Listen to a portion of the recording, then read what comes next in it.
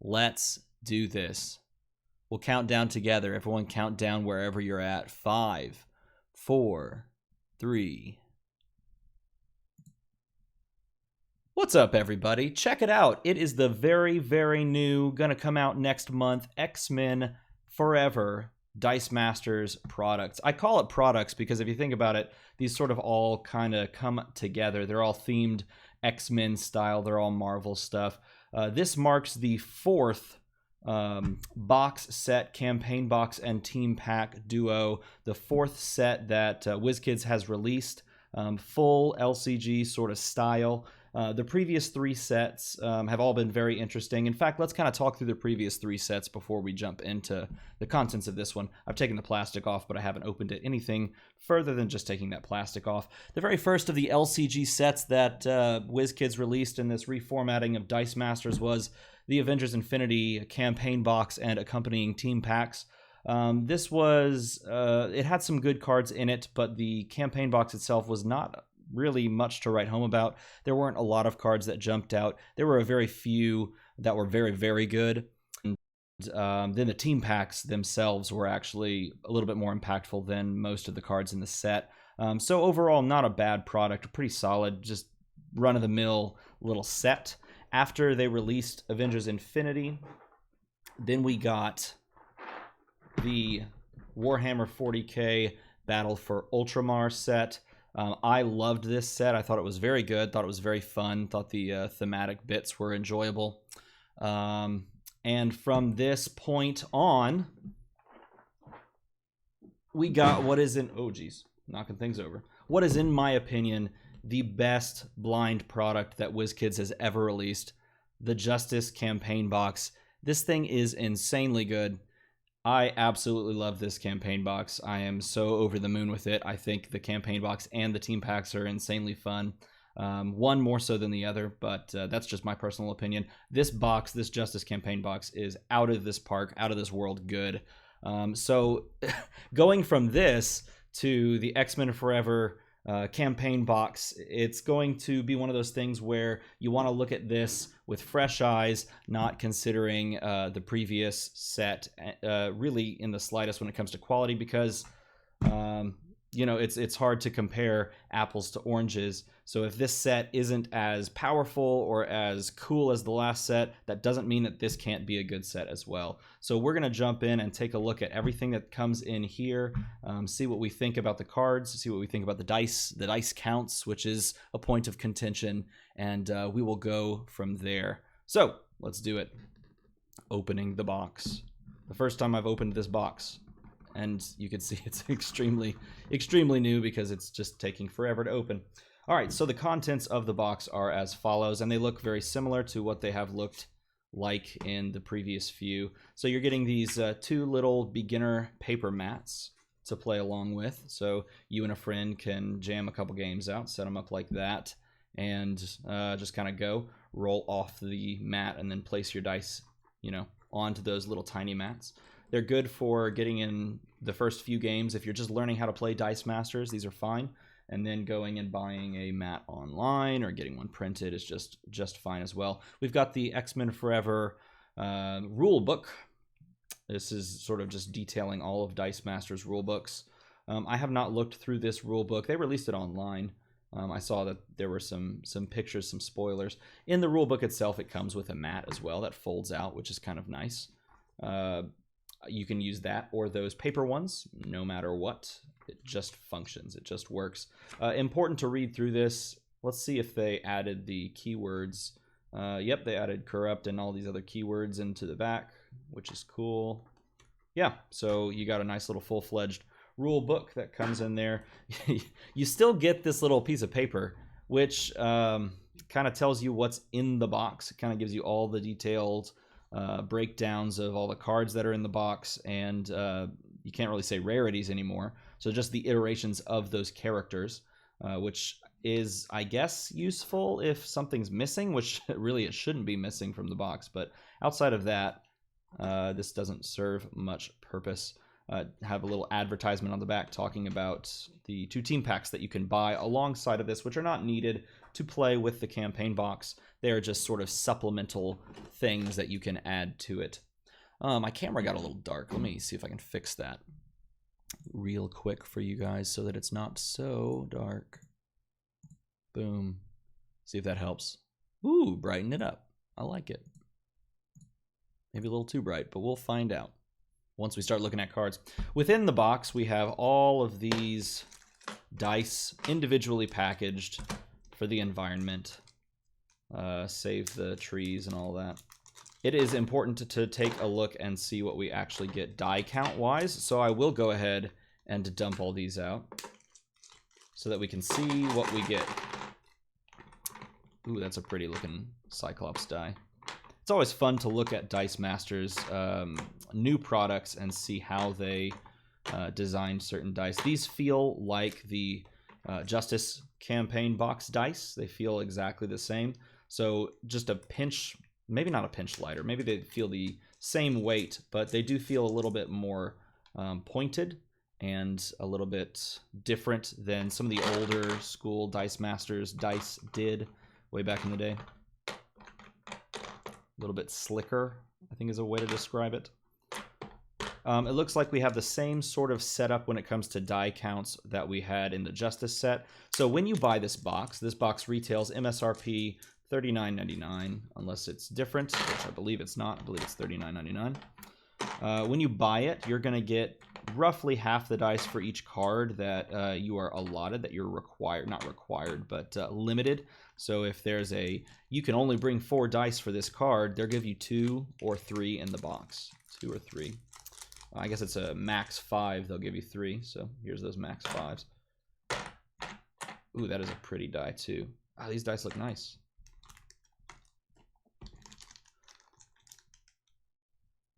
Keep opening it. Keep digging.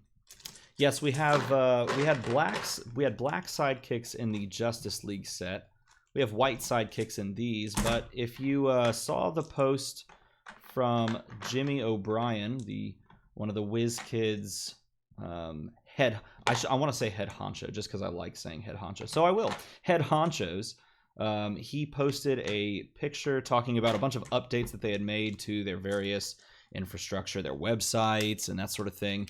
But the picture that he added to the text post was a picture of a really, really amazing looking amber colored sidekick die, of which is either going to be some sort of prize support at Nationals, because they did mention different colorings on their dice, or maybe even, you know, some stuff from one of these sets, which would be kind of cool. So there's the die breakdown of what you're getting inside the box. You're also getting your bag of sidekicks, enough for 2 players. You're getting your bag of basic action dice, enough for 4 colors. You're getting 2 of these bags. Let's take a look at the arts on the bags. See what that looks like. So you're paying 40 bucks. You and a friend or a family member, your significant other, can sit down and play the entire game of Dice Masters using these cards.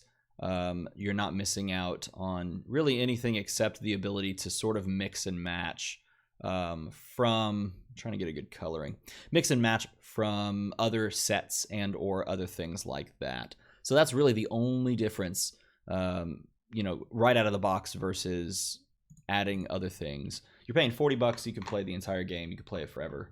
It's a great game to play. Silica gel, mention it every time. But, you know, this is all sort of periphery to what's the most important thing, is the actual cards that you're going to be playing with.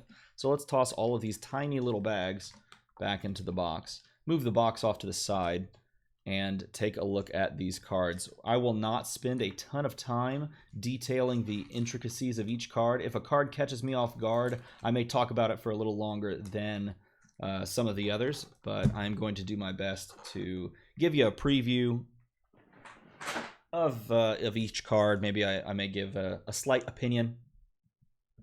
Come on down, camera, so I don't have to reach very far. And then we'll cruise past that, card by card, through the whole set, and then we'll do some team packs after that. Okay, me get this focused up for you.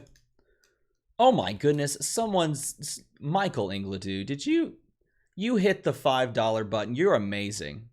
Michael Ingledew, everybody. Give him a round of applause. That guy right there is the first super chatter ever. That dude has me so hyped. I'll tell you what, before we started, before I was getting my kids down, I lost like 5 games in a row on Hearthstone. I like Hearthstone, it's a fun game, but I lost like 5 in a row, and I'm sitting at like rank 3, so I was kind of in a bad mood. I was like, man, I just keep losing to these random things, so I'm starting to get hyped again. And it's all because of you guys and these cards. So let's begin, shall we? Is this too bright? Let's see. Is it too... Yeah, oh my goodness, yeah, that's too bright. That's ridiculous. Oh, it's like I'm looking at the sun. Let's do right light. Oh, that's so much better. Goodness gracious. Now it looks like I'm wearing sunglasses. Let's fix this. The gain went like and shot all the way down. Cool, we'll leave it at this. I think this is nice. This is the best. We're going to cut the deck in half because it's impossible to hold the giant wad of cards. So the first thing we're looking at here are a bunch of color indicators, which no one cares about. I actually do not even use color indicators. If you use color indicators, sound off in the comments below, because I do not use these at all. They end up like on the side of my desk until I feel really guilty, and then throw them away, and then I feel guilty about throwing them away. So I don't even know what I should do with them. Maybe make some sort of a craft. I don't know. Let's begin. First, we have Beast. Here, sir, a 2-cost mask X-Men affiliated character with an 012, 023, 124 side. So the old school Beast stat. Beast can only be blocked by 2 or more character dice. Nice little low drop with, you know, the old school stat line that is very nostalgic, very familiar. Let me take the die out. The die looks really cool too. Check this. Look at this. You can't, I don't know if you can make it out. It's a little, there, it's a little more focused there. It's sort of pearlescent. It's that strange pearlescent sort of color. I forget what die has this same effect on it. Something familiar. If I remember, I'll throw it out there. If you have an idea of what die has a similar look to it. Really pretty die. Anyway, so pretty decent card overall. Cool, let's keep going. Beast, Taming the Beast Within. When Beast KOs a blocking character die, deal 1 damage to the KO'd die's controller. So he's not got a ton of attack to do much KOing. This is very easy to let go through unblocked. If you're flipping his stats with the Bizarro Global, which is now what it's called instead of Kal-El Global, then he's doing a little bit more, which is kind of nice. Buff him up with some things. Maybe you can make it work. Not a bad little 2-drop though. When Beast attacks, this is Beast Atavistic Tendencies. I believe I pronounced atavistic correctly. 3-drop version. The other 2 were 2-drops. He is a max 5, as all the cards are max 5s. When Beast attacks, you may pay a mask, and if you do, target opposing character die must block this Beast die. And you can pay a mask and perform this effect for each Beast die that attacks. So if you've got 3 in the field, say you've got these 3 right here, right? 1 and then another one, another one. You can pay 3 masks, make 3 target character dice block him when he attacks, which is kind of cool, especially when you look at the second ability on this card. The burst face says, instead, 2 target opposing character dice must block this Beast die. So you could do some things with this as a 3-drop. It's, you could reach for it easily. It's a very easy turn 1 purchase. It could make a decent fun win con. Say you throw on Overcrush, or you give it some other ability. And just kind of go to town. Taking off sidekicks even, just pretty easy. Pretty cool. Black Tom Cassidy, White Bishop. We've got the 4-drop version. He's a max 4. This is the... I totally forgot. It's new to this set. Someone tell me in the comments below. Someone tell me in the chat. I forgot. I totally blanked. But he's a villain. And he's got a tune. He's got a 131, 141, 152 stat line. So he's very easy to remove from the field. Makes it great for when fielded effects, but that's not what we have here. We have a tune. A tune on a 4-drop is not bad at all. A tune with no supporting cast of Attune characters is just plain decent. A tune with a bunch of support is really, really powerful, as we've seen. So this being a 4-drop with a tune, if it has no support, then it's just kind of decent. So there you go. Someone's going to tell me what that affiliation is. I've forgotten. I looked it up, and then I forgot. Black Tom Cassidy, Plans in Motion. Another 4-drop. They changed the affiliation here, which is pretty sweet. And this is the Brotherhood of Mutants and the villain. So different affiliation. And this one has fast and call out. So he's going to call something out, which is nice because he's got a good attack stat. He's got fast, so he's going to deal his damage first. So as long as you're calling out something that you can KO with your 3, 4, or 5 attack, then this is sort of like just a removal action. Like consider it just an action that you play to remove something, which is pretty cool. I like that. This is not the Juggernaut helmet. It's the Magneto helmet, which represents the Brotherhood of Evil Mutants. Speaking of, here's more of the same affiliation. We have Blob. He is a, Frederick Dukes, a 3-cost shield character, double villain affiliated, which is what I've resorted to calling it, so I don't have to say the whole thing. He's got that Blob stat line, the 015, 116, 218 stat line. He's a max 4, so you're getting 2 dice for him. He's got Intimidate, but he has this stipulation that's really interesting. It makes him play a lot like one of the other Blobs. This one says, Blob may only use Intimidate on sidekick character dice. Blob's Intimidate ability affects all opposing sidekick character dice instead of affecting only one, because Intimidate normally just removes one target opposing character die, which is pretty cool. So this one affects all of it. And then it says, Blob gets +1 attack for each sidekick character die affected by Blob's Intimidate ability. So he's taking away all their sidekicks and then giving himself a buff based on the number of sidekicks he took away.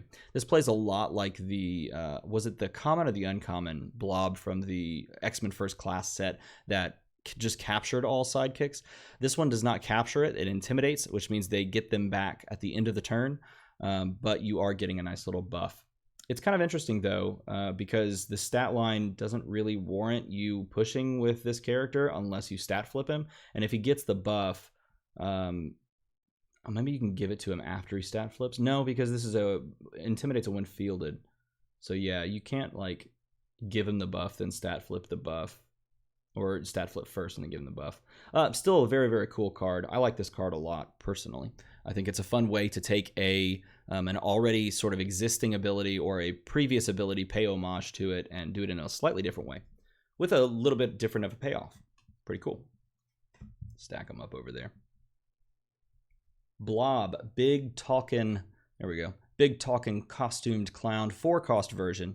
This one says, while Blob is active, your opponent may not purchase or field character dice with a printed purchase cost of 2. Thank God we have this now that Yanti Pureblood... Wait, never mind. Yanti Pureblood is banned now, so this does not see as much play for that, but you can still use this against Boom Boom teams. You can still use this against common Yanti teams. You could still use this against like Poxwalker. There's a lot of things that this still hits, and there's a lot of things in set that cost 2. So this is even good in set if you're playing limited draft formats, of which, by the way, just last night drafted the Justice set. So yes, you can draft campaign boxes, and it does function rather well overall. So this is pretty sweet. This card is good both out of set in certain situations, depending on the meta, and it's good in set most of the time because 2-drops are really strong in limited formats. So keep an eye on this one. I told myself I wouldn't talk too much, but some of these cards are worth talking about.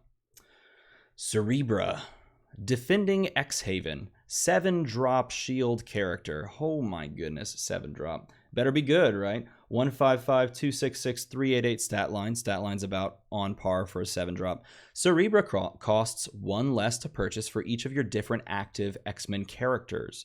That does not count dice, it just counts characters. So, in order to make this a 4-drop, you would need a Beast, let's see,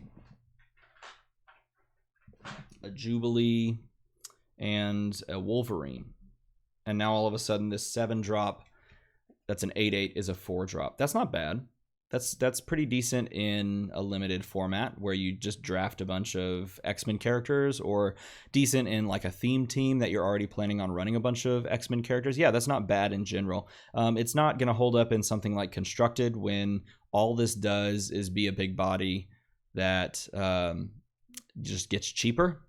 So it would be really tough for this to make it in some sort of a higher level competitive type event, unless there's just something insane out there that that changes that. We'll see. 6-drop version. Cerebra costs 1 less to field if you have an active X-Men character die. So 6-drop doesn't do anything else. It just costs 1 less to field. And it doesn't reduce more than once it would appear. It just costs 1 less to field if you have another one of those. So it's either free to field, 1 to field, or 2 to field, and it's a 6-drop and does nothing. This card's pretty bad. Yeah, it's just pretty bad. Sorry. Let's move on to one that's maybe not so bad. Let's see, I don't know. Rust Bucket, 6-drop as well. When Cerebra is KO'd, you may move an X-Men character die from your used pile to your prep area. Okay, so a 6-drop that preps something when KO'd. How is this getting KO'd? A 5/5, a 6/6, or an 8/8? Are we going to KO this ourselves? Because if we're not, then it's just going to do a lot of like attacking and then coming back or just going unblocked to get it out of the field. So this one's not strong either. If you can sort of manage, getting a bunch of procs off this, sure, but you're paying 6 to prep a die when it KOs. So not very impactful at all. That's a definite pass if you see it in draft. On to Cyclops. Cyclops, resent... Sorry, I have to read this at an angle. Cyclops, present or accounted for. That's much better. 5-cost Bolt character, X-Men affiliation. A 1/4/2, 1/5/2, 1/6/4 stat line. I'll try to shine the glare off of it. While Cyclops is active, your X-Men character dice cost 1 less to purchase, and your non-Cyclops X-Men character dice get +1/+1. This is literally stat line notwithstanding and purchase energy type notwithstanding. This is literally Batman from the Justice set, and there is absolutely nothing wrong with that because Batman from the Justice set that does the same effect is amazingly good. It's not the most amazing card in the set, but it's still really, really good. And so this is pretty good as well, especially if the fielding costs on all of our X-Men character dice are significant, which I believe they are. He makes himself free to field if you buy 2 of him, but I don't know why you'd buy 2 of him. Still really, really, really good. Yeah, I like this card a lot. I like that ability too. Makes you want to play X-Men teams, right? Cyclops, Prismatic Lens. 5 cost as well, same stat line, same affiliation. When fielded, if you control 3 or more Bolt character dice, deal 2 damage to target opponent. There are some other cards in this set that do similar things with Bolt characters. And so this would be something to look out for on that. I know there's a Jubilee that is looking for Bolt characters that it itself is a Bolt character as well. So this can have some utility in that. You can make a slightly competitive, semi-competitive team out of stuff like that. And this is a 5-drop, so it's not terrible. It's not a terrible reach. It's burn. You could put it with like Firefly from old school the Batman set. It's a pretty cool one. Pretty cool one. Donald Pierce, White King. 5 cost, Fist character. There's that affiliation again. No one shouted out in the comments below. We're going to pause, everybody. I'm going to figure this out. Hold on. Just wait. Let's all look through the rule book together. Hellfire Club. Why did I not remember that stupid fact? Look, I paused for water as well. It's the Hellfire Club symbol. Oh my goodness. Now I just feel like an idiot. I'm going to edit that out and post, am I right? Let's try again, shall we? Donald Pierce, White King, 5-cost Fist character, Hellfire Club, and villain affiliated. Look at that. Look at us go. It's got Overcrush. Oh, we should mention the stat lines in 042, 153, 165. So not bad on fielding costs for a 5-drop, and it has Overcrush. Good stat line in general for Overcrush because you're definitely punching through over the top of something unless they're blocking with something big. Definitely not one to forget about if you're drafting because Overcrush in draft can be very oppressive. You're getting 2 dice for this in the box. It's 2 affiliations. It's a 5-drop, so it doesn't quite fit onto like a team-up style team, but it could be close. You're probably always running that. I think it's a 4-drop. What was that dude? Thunderwolf Cavalry. You're probably always running that over this if you're putting together a team-up team. But in set, not bad at all. I think we're going to see a trend where a lot of these are just fine in set, but maybe not making the cut. Let's see. Donald Pierce, better, faster, stronger, 5 cost, double affiliated. When fielded, deal X damage to target opposing character die where X is the number of fist energy in your reserve pool. Okay, so the sad thing about this is that it's not hitting your opponent. It's hitting a character die. Yes, that can clear off a blocker. It could clear off a control piece. You would have to save some fist energy or get some fist energy alongside this, but it's not the worst in the world. It's not super duper impactful, but it can act as some removal and some tempo. You field this, you swing the board a little bit, the board state a little bit by KOing one thing and adding one thing to your side. So for that reason, it's pretty decent overall, but you're not jumping to put this on your team, you know, on like some weird high competitive team. The final one, refocusing the Reavers. Same thing, 5 cost, regenerate. So if he KOs, which is a decent possibility on his level 1 and level 2, because he is a 2 and a 3, then he can come right back. And that's not bad. Sticking around for a little while, him coming back. On a 5-drop, you want your 5-drops to do more than just come back if it could possibly KO. So I'm looking at this and going, meh. I would pass this in a draft, and I would be fine not putting it on the team.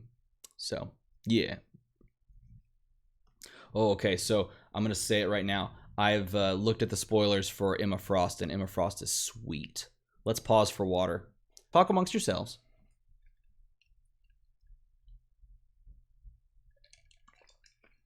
Oh, yeah. The water tastes a little funny. Someone send me some water.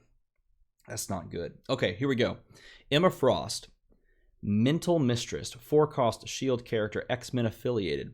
A 135, 146, 257 stat line, which is a solid stat line for a 4-drop. Reminds me a lot of the Venerable Dreadnought stat line, which is also pretty decent. Her ability is sweet. It says, while Emma Frost is active, when an opponent declares a character die as an attacker or blocker, they may not attack or block with any other copies of that die this turn, including sidekick dice. And that's the interesting thing, including sidekick dice. So this is a really good in a lot of scenarios, really good in a lot of like aggro, like against a lot of aggro teams. Stops like Yanti, stops buffing sidekicks, anything that you want to like load up on. Old school like Guy Rush stuff or like Sarina. This is a kind of a cool card, and I'm a big fan of it. I think this has some utility going forward, and for a 4, you can definitely reach for it, especially as a 5/7 on top. So good.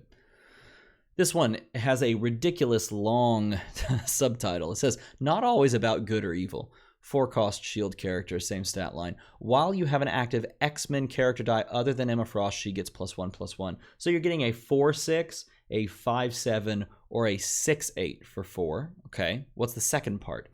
While she's active, if you have no active non-Emma Frost X-Men character dice, she gains the villain affiliation. So this is like a slightly buff 4-drop that could also just be a normal old villain that doesn't do anything.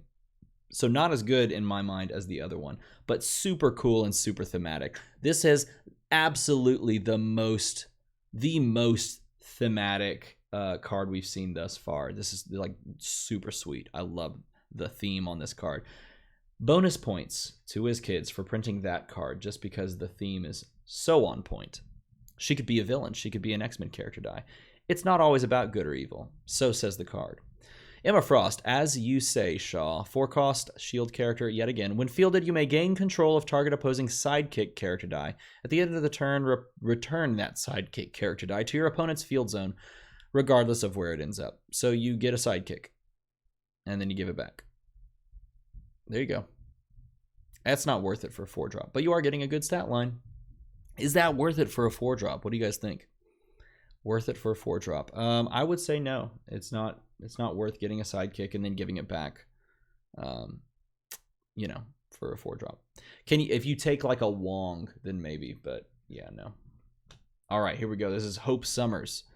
We've seen a couple of these cards because WizKids posted a couple and then sent me a spoiler or two from this set.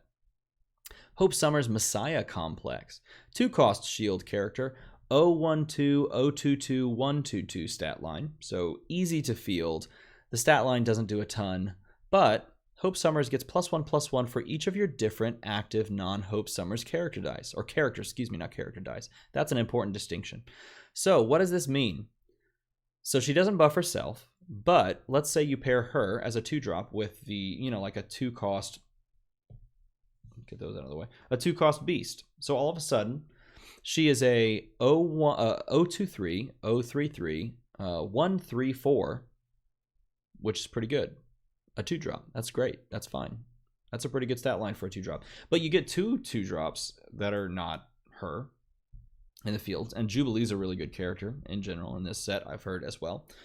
Then all of a sudden she's an 034 on bottom, an 044, and a 144. And that's starting to get pretty beefy.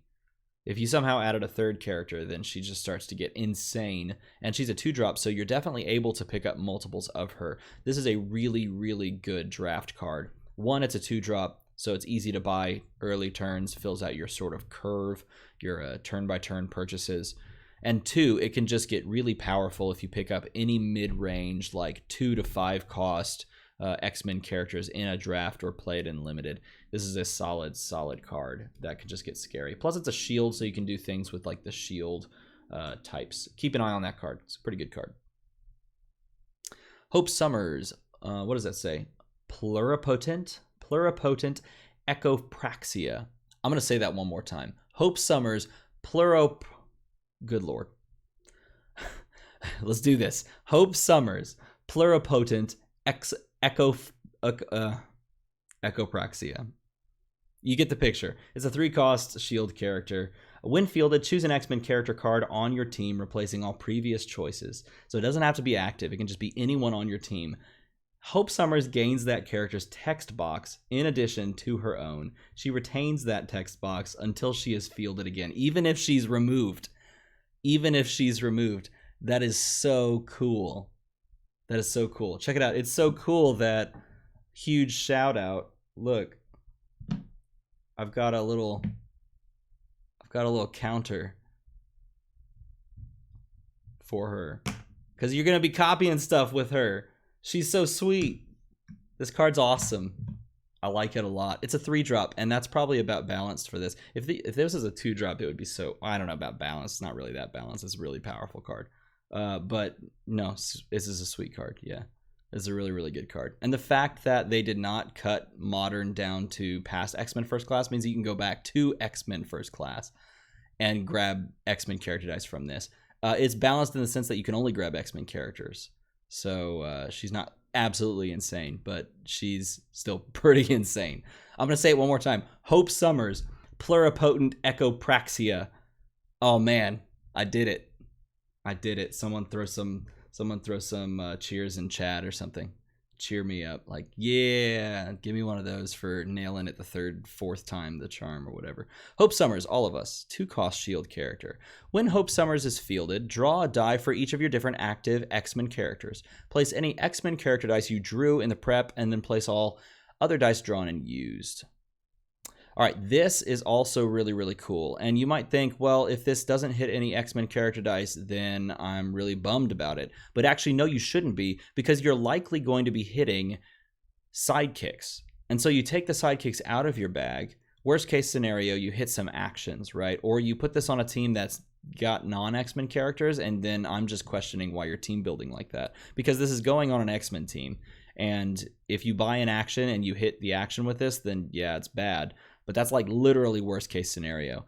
Just a normal scenario would be that you pull, let's say you pulled 3 dice. You've got 3 different active X-Men characters, and they're all sidekicks. Well, you just burned 3 dice out of your bag, and now you have more of a likelihood to get good dice on your next pull. This card's really cool, and it's really good in draft because it's both ramp if you hit X-Men characters and churn if you miss X-Men characters. So if you're thinking of the game in range analysis, which you should be, what are the possible ranges of possibilities at this moment. This card plays really well in a lot of those ranges. So yeah, great card.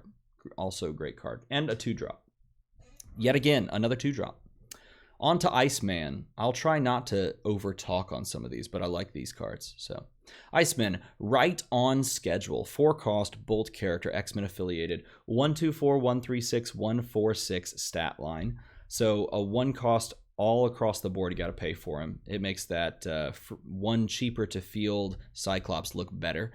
When Iceman takes damage during the attack step, he deals 2 damage to target opponent. I read this card as a spoiler, or maybe it was sent. I can't remember if they sent this or it was just spoiled. I read this card, and I immediately thought, well, I'm just going to attack with him and then pay 6 bolts during the globals portion and ping him 6 times with like magic missile and just deal 12. Because it doesn't say like the first time he takes the damage. It says when, so you can do it multiple times. And it's during the attack step when you use the globals portion of the attack step. It's pretty sweet. This one is awesome. This card is really cool. He's a 4-drop too, and he's got enough of a defense stat line that you could actually do that pretty easily. You just got to get the bolts for it. And that's doable because they printed on, what was it? Justice Like Lightning. It's not Electro. What's the guy? They printed the old Iceman Global, so now you can use the old Iceman Global on a new card and use Iceman. Pretty sweet. That's going to be something that we play around with pretty early on here after this whole set is released. Iceman, I'm Just Me, 4-cost as well. Says when Iceman damages a character die, that character die cannot attack or block during the following turn. I like these effects. There's a couple in this set that I noticed as I was reading through some of the spoilers. The cannot do something during your opponent's turn or during the following turn. Techno, thank you if you said that in chat. Thank you very much. This effect is really cool. My issue with this is the implementation. It's kind of difficult without some sort of a like token or counter to put onto someone's card, like an opposing card, to remind yourself, oh, this was the one that blocked, and yeah, it can't attack or block. You know, it's one of those things you're going to have to like take the die that blocked and then like put it off to the side for a turn as if you had captured it. Just one of those things that you kind of have to think about. But outside of that, I really do like this card. I think it's a pretty sweet card. It's not going to see like a ton of play in high competitive things, but it's a good all-around card in a draft format, which I think this set is looking very thematic and draft friendly, and not so much, so far, not so much super powerful. We'll see as we go forward. Some of these cards I think are very powerful and interesting, but we've got some very thematic things too. Jean Grey, Open Your Eyes, Scott. 5-cost Bolt character, X-Men affiliated, 133, 255, 366 stat line. Another thing to mention, I should have mentioned before, the die size that they're using, the die pictures, are all pictures that they've used before. And if I'm correct in my assumption, I believe it's all the same energy types as well. So if, for example, you wanted to go back, way back, and use the old dice that you had, you can sort of mix and match in casual games. I'm sure your opponent wouldn't mind too much. In like a high competitive scenario, you kind of have to have all the dice that are all the same. But if you didn't want to run out and grab a second box to max out the dice, you could conceivably just pull the old dice from other sets and use those. The ability, anyway, I digress. While active, when an opponent fields a villain character die, deal 1 damage to that opponent. This is useful in the sense that there's villains absolutely everywhere in both, you know, like high competitive, casual, theme team things in set. There's villains literally everywhere because they went back and, codified and unified this symbol. Literally, I wouldn't say every set because all the D&D sets don't, but just about every set has a villain character. And this just has the reach. So you could definitely play this fun, casual, theme team, constructed sort of type thing, and it could definitely hit a couple of times. Now, for a 5-drop, only dealing 1 damage, it's not the most impactful thing in the world, but the fact that it has enough utility, it's pretty sweet. pretty cool. Not crazy, but pretty nice to see that that it has some counterplay built into the set. Jean Grey, 1 love, 1 life. 5 cost bolt character, same stat line. When Jean Grey is fielded, spin all other X-Men character dice up 1 level. I think we've had this ability printed already. I mean, someone go and pop onto one of the databases and search up that card text, but I'm pretty sure we've seen this before. On a 5-drop, it's not great because you're going to want to cycle this every time to trigger like awaken effects and stuff like that. So it's not the most amazing thing in the world because it's a decent body on a when fielded effect that cost 5. You're only ever going to buy like 1 of these. So not amazing, but it does do some stuff, which is kind of nice because there are other X-Men character dice that want to be spun up. So a bit pricey, but it has utility in the sense that it actually could function for something. You know, there's been cards printed before where, oh yeah, spin up this thing, and that doesn't actually do anything at all. It just spins the thing up, and that's not worth it. At least with this one, there's some synergies, right? Jubilation Lee. 3 cost bolt character. X-Men affiliated in 021-133-243 stat line. And we've got when Jubilee attacks, she deals 1 damage to your opponent for each other attacking bolt character die. So this fits nicely onto a bolt burn team because she provides the burn and because you can use her alongside herself. You know, you buy 2 of these. And look, I have the die. Let's pretend that this is also a Jubilee. You buy 2 of these. When they attack, they trigger. And it's a when attacks, so they each trigger. And this one would deal 1, and this one would deal 1. They don't count themselves because it says each other attacking bolt character die. But even just, this is like a burn card that does its own damage because it's a when attacks ability. And then that's not even considering like any other bolt character that's a low drop that could add to that burn damage. So this is a decent card to keep your eye on. As a 3-drop, not too terribly shabby. Wandra, 3 cost bolt character as well. When fielded, deal 2 damage to target character die or opponent. So just straight up 2 damage. And you can pick character die or opponent. You don't have to like buy into basic actions and then play them like boom boom. You just throw it on the field and it deals 2 to either your opponent or to a character die that they control. Or even if you wanted to, you could KO your own things. You know, to like cycle something. Or if you put this onto, say, like a modern Hulk team where you damage your own things and it deals damage to your opponent. I don't know why you would do that because it deals exactly 2 either way. You could just deal it to your opponent. But I digress. This is a pretty sweet card. Not bad. You can do that. That's flexible. Pretty sweet. All of these cards, by the way, are great with Firefly. Someone mentioned that in the chat, and they are 100% correct. Matt Jourdain, you are correct. Jubilee, Olympic gymnast, 2 cost bolt character. It says, while Jubilee is active, when you field a bolt character die, deal 1 damage to target opponent. Yes, this is again just really good with Firefly. This is the one that when I read it, I was like, oh, I'm just going to put that with Firefly and win. Just put it there and win because Firefly deals damage based on the number of bolt character dice in the field zone, counting himself, and it's a when fielded effect. This one deals damage. It's a while active effect, and it counts when you field things, which is pretty sweet. I mean, just throw it all together. That's pretty awesome. That card is really good, and that card's good in draft, and you could build constructed teams with that. Yep, that's a good one.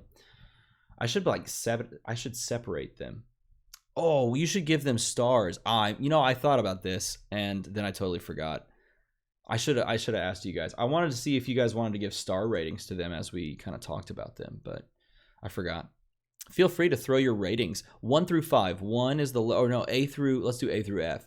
F is the lowest, will not see play. D, you could play this, but there's something better that's already in existence. C, just a fine card. You'd put it on a lot of different like casual teams. Maybe you slip it onto a semi-competitive team just for fun. B, a pretty solid semi-competitive card. Could be a win condition, could be a utility card. A, this is an immediate, goes onto a worlds level team, and you're gonna consider always playing against it and playing with it. Feel free to give me your A through F ranking for each card you wish. Just like abbreviate the name and subtitle and then throw out the letter. Let's do it. Kitty Pryde, Professor Xavier is a jerk.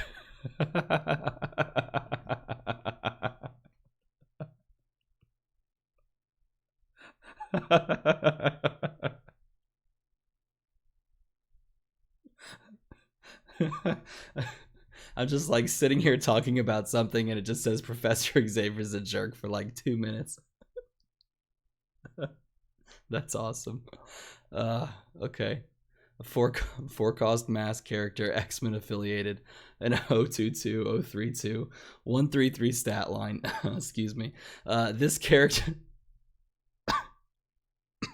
this character die cannot be blocked if it attacks with another X-Men character die, including another Kitty Pryde die, which is pretty cool.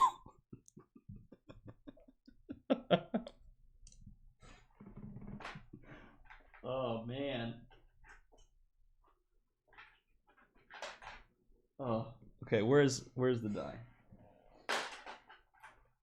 Oh, that's hilarious. Oh man. Okay, that was really funny. That's the best. That's the best subtitle in the entire game. So this is a really cool card. The fact that it cannot be blocked if it attacks with another one, and you can count itself as attacking, means that you can just do this and push 5 damage. The stat line is really conducive for this. It's a 4-drop though, so you're going to invest 8 if you're buying it and itself. But you don't have to. I mean, you can invest. This is 6, right? This is right there. That's Jubilee for 2, and then the 4-drop version of this. That's a 6-cost attacking. It's pretty good. You could. I'm not going to go too far into strategies and things, but there's some synergies with this that are really cool, like the summers. You can copy the summers and pop that down. That'd be pretty sweet. Yeah, no, I like this card a lot. I don't know. Unblocked things are really, really strong in general. So definitely worth picking up in limited casuals sort of things. We could see if it does anything semi-competitively. We'll see.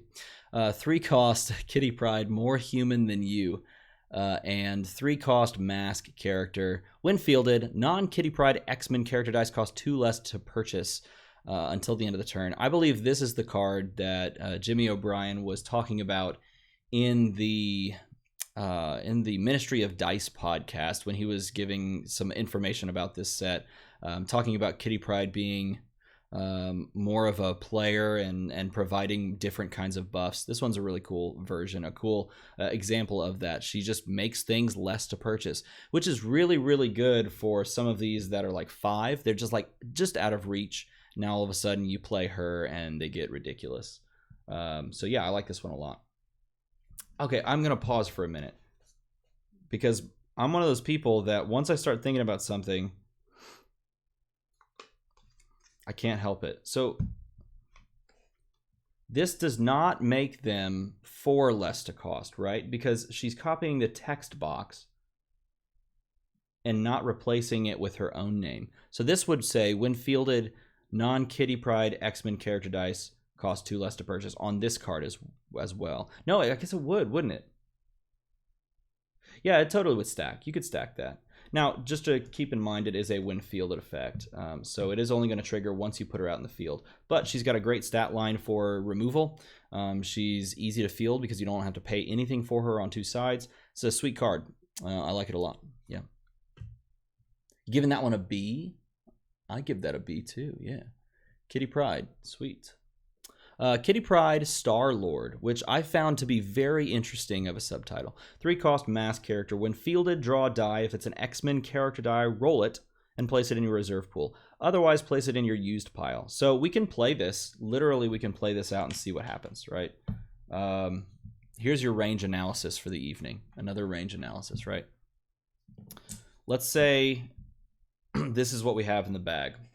We've got a character that is an X-Men. We've got a sidekick, and we've got an action. Okay, assuming that you put this card on an X-Men team and not put a bunch of non-X-Men characters alongside this. This is the sort of conceivable range that we can see. If we put it in order from worst to best, it would probably be in something like this. So the worst case scenario is you draw a die and you end up with an action. In which case you think, oh man, It's Dice Masters. There's the luck of the draw, and it goes to used. Okay, that's a worst case scenario. Next worst case scenario, which is not a bad scenario at all. This is actually like a net positive. You pull a sidekick, and it goes to used. Now your bag looks like that. That's really good. And then you have this. Maybe this is less good than that, honestly. You pull this character die, you draw and roll it, and it comes up energy. Okay, well, now you have 2 energy and you miss your character. The other option is what I actually rolled, which was the level 2 side. And so now you've fielded a character, rolled another character, and you can then field it. So your range analysis, a very base level, and you can disagree with me in chat, feel free. Very base level. This is a pretty solid card. For 3, it's a nice when fielded effect. You can, again, cycle her pretty easily. And the downside is not that terrible. It's the same downside that you kind of run into with draw and roll characters or draw and roll actions, and that's not bad. This is something you would play in draft and you would just be fine with. It's not a bad card at all. Lady Deathstrike, Yuriko Oyama. 5 cost fist character, double villain affiliated, a 1/4/2 2/5/3 2/7/4 stat line. Ridiculous fielding costs. The fielding costs are so bad. They're just bad. When a single Lady Deathstrike character die attacks alone, she gets +2/+2. So you're looking at a 6/4, a 7/5, and a 9/6. Okay, for 5, and she has to attack alone. Give her Overcrush, and she's really beefy. If there's something in set to give this Overcrush, then it's worth a look in a draft. If there's not, then this is like a really not good card. So that's your breakdown from me. There it is. You heard it here first. 5 cost Lady Deathstrike, honor bound, same stat lines, same affiliations. While active, when you field a Brotherhood of Evil Mutants character die, Lady Deathstrike gets +1/+1. Now this reminds me a lot of the Thor. Man, what was that? What was that beefy dude that got ridiculous in draft? I cannot remember that guy's name. So there was like the armor. The Thor's armor guy that got beefy in the Thor draft. Someone shouted out in the comments. This one is very similar to that, except it's worse because it costs 1 more. That was a 4-drop in draft. This is a 5-drop in thinking about in draft. This has a lot less utility. You would field a sidekick or a villain, and you would get the buff for that previous card. The Destroyer, I think it was. And this, you have to field a Brotherhood of Evil Mutants character. And get the +1/+1. Yeah, this card is not good, not worth it. Like very situational in a draft, and it probably doesn't make the team unless you're doing something like a big draft where you draft 2 times, like one way and then the other, because then you could actually stock up on some Brotherhood of Evil Mutants characters to make it work. Yeah, some of you guys are saying D. Yeah, Destroyer. Someone said it just then. The chat is really behind for me, so I apologize in advance if I say something and then don't talk about it for like 2 minutes and then mention it. Lady Deathstrike, last one, 6-drop, bad to the bone, Overcrush. When Lady Deathstrike damages an opponent, gain 1 life. This one's interesting. I like the combination of both Overcrush and gaining a life. The gaining a life is negligible, but it's just an interesting little twist that you can put on Overcrush. What you're really looking at is a 6-drop Overcrush, 7 cost on top, or 7 attack stat line on top, which is good for Overcrush and just generally pretty solid attack stat. 6-drop just Overcrush, you're probably not running this too often, and you're not putting it onto higher level teams. But I could see you picking this up just because it does have Overcrush, and Overcrush in Draft and Limited is always worth a look, no matter the stat line or the purchase cost. So definitely worth considering in one of those, but you're not often buying this. So this is sort of teetering in between that like playable and playable, but why would you range? Let's keep it going. Let's keep going. Madeline Pryor. This art is sweet. I haven't talked about the art or aesthetics of this set yet. I like most of the art in the set. There's very few cards of which I don't like. Here we got a 2-drop Red Queen mask character, Hellfire Club, and villain affiliated. 013, 014, 124 stat line. Decent stat line. I like that for a 2-drop. It's hard to remove. Energy Drain. So we saw Energy Drain originally printed in the Faerun Under Siege set, which is a long time ago. But here it is again, Energy Drain. And it's essentially when you attack with this character and then something blocks it, whatever blocks it is going to spin down before you deal damage. So it spins down a level. So if they were level 2 when they were assigned as a blocker, then they become a level 1, and then the damage is dealt after the globals portion. So it's kind of utility-ish. Without a secondary ability, it's not wonderful. You could stat flip this, I guess, for a 3-1 or a 4-1 or a 4-2. But I'm not super crazy about Energy Drain just on its own. It is a 2-drop though, so 2 drops, pretty good in Dice Masters.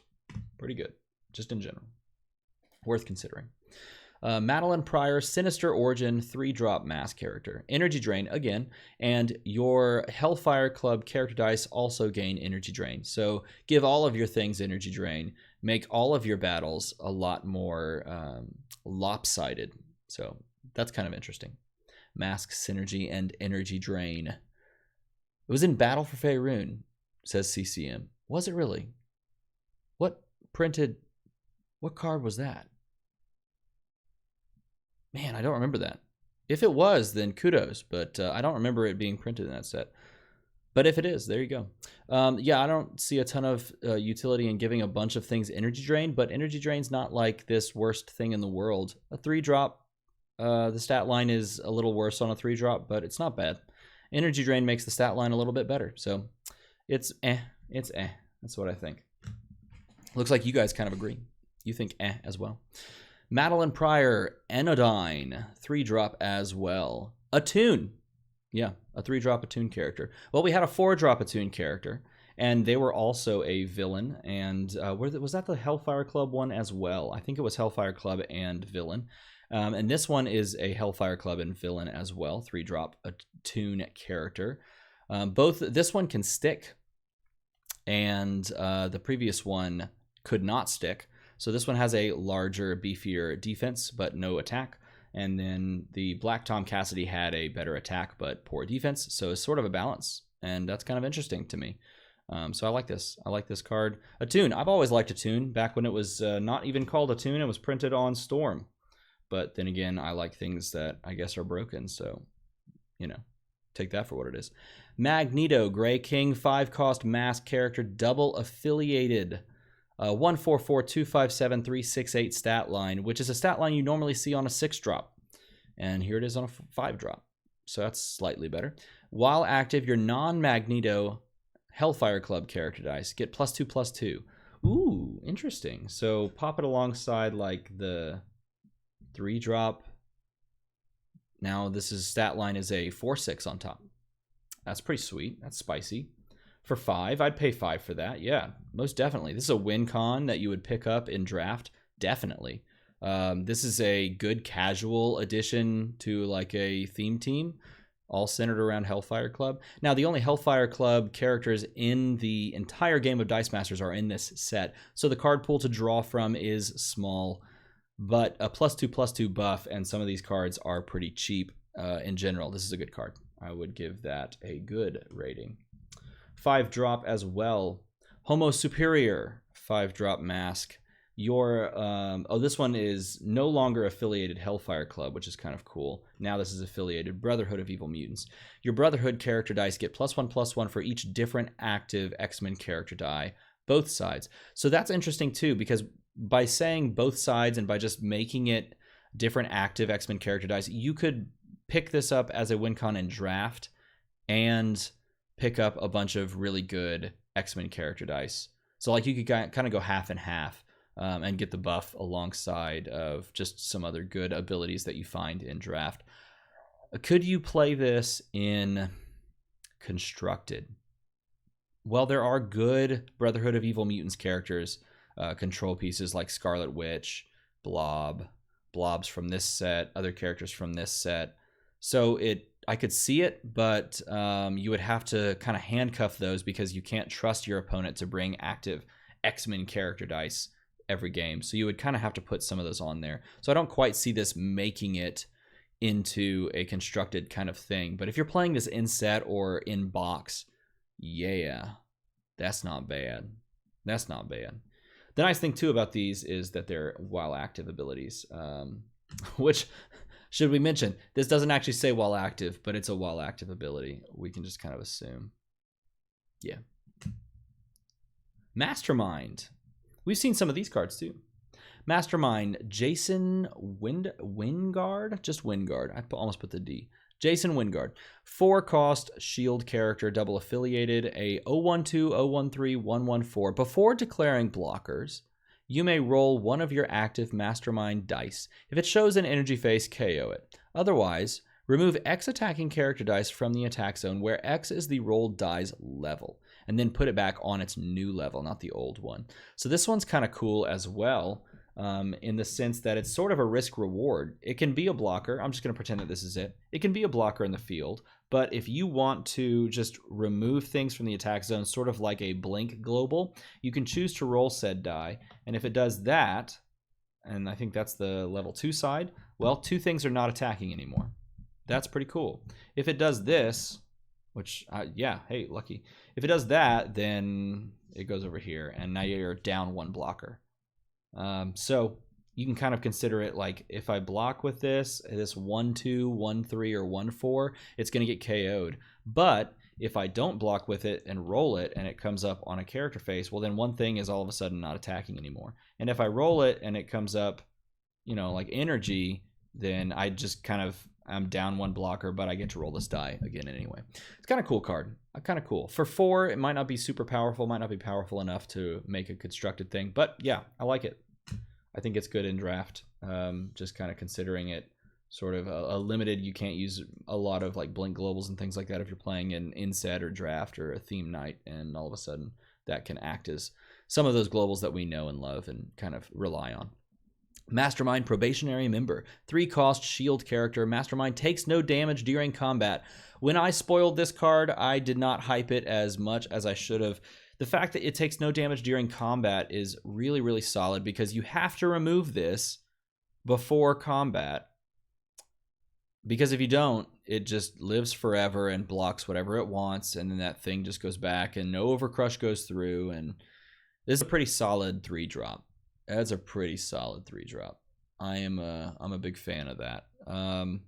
You have to remove it with like a breath weapon or an action or something like that, because if you don't, then this just chump blocks that, you know, dragon that you have, or that Hulk that you have, or, you know, anything big that you would wonder or worry about removing all of your stuff for. So it's kind of a cool one. Just sticks around as long as it can't be removed during the main step. Final one for Mastermind, Fracturing the Phoenix, 2-cost shield character, double affiliated, Infiltrate. And that's another thing we haven't seen yet, but we're about to see on some cards. Infiltrate is making its way back into Dice Masters after a few little pop-ins here and there. It's kind of a lot bigger in this set than before. Makes a lot of sense with this subtitle too, and if you know what's going on. Infiltrate says when a character dies unblocked, you may return it to the field zone and it deals your opponent 1 damage. So this is a great character for Infiltrate because I almost always want to let it go through. But if I let it go through, then it's just going to come back to the field because it's a 1-2, a 1-3, or a 1-4. If I'm forced to chump block it, then I chump block it and lose a character. As the opponent, of course. If I let it go through, then my opponent just pulls it back anyway. And so basically this just means when fielded or when attacks, take 1 damage or lose 1 sidekick. Thinking about it like that is pretty solid, right? Take 1 damage and the character stays around, or lose a sidekick. Or best case scenario for me, have something that I can chump block this with that doesn't die, and then it KOs this. That's like literally the best case scenario, is just have something that KOs on 2, 3, or 4 damage that wants to block this. So this is a sweet, sweet card. I like this one a lot. Oh, okay, here we go. Mystique. All of the Mystiques, I'm just a fan of all of them. All of these were sent over by WizKids beforehand, and thank you WizKids again for sending me those sweet spoilers. Mystique, Brotherhood of Her Own, 3-cost mask character, a very strange stat line. If you've never seen the Mystique stat line, it's from way back in the UXM days. Actually, AVX, right? AVX. 011, 111, 2/1/1 stat line. But the ability makes a lot more sense. Mystique gets +2/+2 for each different active non-Mystique Brotherhood of Evil Mutants character, just period character, both sides. So let's name the Brotherhood of Evil Mutants characters that we've seen in Constructed. Go. Scarlet Witch, Blob. What else? I think just those, right? Scarlet Witch and Blob. So if you have a Scarlet Witch and a Blob active, well, then this is a 5/5, right? 5/5 all the way through. Okay, but now there's a bunch more Brotherhood of Evil Mutants characters that you would like run consistently in this set. And there are some things that make them like better just in general. Like this could have energy drain as well, which is kind of cool. So all of a sudden this can be like a 7/7, which is pretty sweet. Pretty sweet in general. So a 7/7 just by getting 3 characters. I'm all about that. A 3-cost 7/7? Yeah, please. It's not going to like break the meta, but I will take a 3-drop 7/7 and not complain about it if I can do that. I just have to build around it, right? Yeah, Avalanche. I was thinking about Avalanche too, but he's like didn't make any of those top teams. He's like one of those good semi-competitive kind of win condition teams, which is pretty fun. All right, 4-cost. Bitter Victory, 4-cost mask character, double affiliated. Mystique gets +1/+1 for each other character die in the field zone. And it just ends right there. This is like the non-villain looking version of the Kree Captain. So the Kree Captain wanted to get buffed by all the villains in the field, but this just wants to get buffed by literally everything in the field. So if you've got like 3 sidekicks and your opponent has like 3 sidekicks, well, this is a 7/7 again. A 4-cost 7/7. So that is a sweet card. This card is really good in draft. This card is really good in limited. This card is kind of fine in constructed. You'd have to put some, other reasons around it to make it work. But if you like big things, this card is a big thing. This die is a big thing. I wonder, does this die look good? Come here, die. Where is it? Is that it? Nope. Where is this die? Oh no, it's just ugly. Oh, it's just like it shows on the card. That's unfortunate. I was hoping it was like something really, because like the art on this is so beautiful. The art is amazing, and the die is just like, eh. Well, it is what it is. Yeah, some pretty cool cards. Okay, 6-drop version, 6-drop for a 1/1. Everybody, how crazy! Hellfire Headmistress, Hellfire Club affiliation, 6-drop. When fielded, choose an opposing non-villain card. This fielded character die has the printed attack and defense values of that card matching level for level. Oh, there you go, level for level. The level 3 face has the burst face, and that says this character die also gains the text of that card as long as this character die is active. So it's a 6-drop, and it can copy any non-villain's stats level for level. Is that worth it for a 6-drop? Generally, no. Generally, no. And then the level 3 side says it also gains the text of that card. Now the question is this. Okay, so it gains the text, but it doesn't replace its name with that name. Good Lord, guide on copying. At a 6-drop, this feels prohibitive, but it might have had to be a 6-drop because somewhere along the line somebody sat down and said, well, I can break this easily. So I'm kind of curious on this one. I feel like 6-drop is just too expensive for just copying stat lines and then maybe getting the text box. I'm probably right on that, but anytime there's copying involved, you always kind of have to be wary because maybe it's insane, right? Who knows? Maybe it's insane. Professor X. Oh, this is a fun one to talk about. Professor X in this set. It's a fun one to talk about. To me, my X-Men, 6-drop mask character, the old school 115-217-319 stat line. The ability is kind of cool. It says while Professor X is active, whenever one of your sidekick character dice is KO'd, gain 1 life. So you just like pop a bunch of your sidekicks yourself and then just gain a bunch of life back. That's pretty fun, right? But then the global is why we're all here. It's not old school PXG, everybody. It's not. Because it says pay 1 mask, which is the same so far. Once during your turn, that's not the same, you may prep up to 2 sidekick dice from your use pile.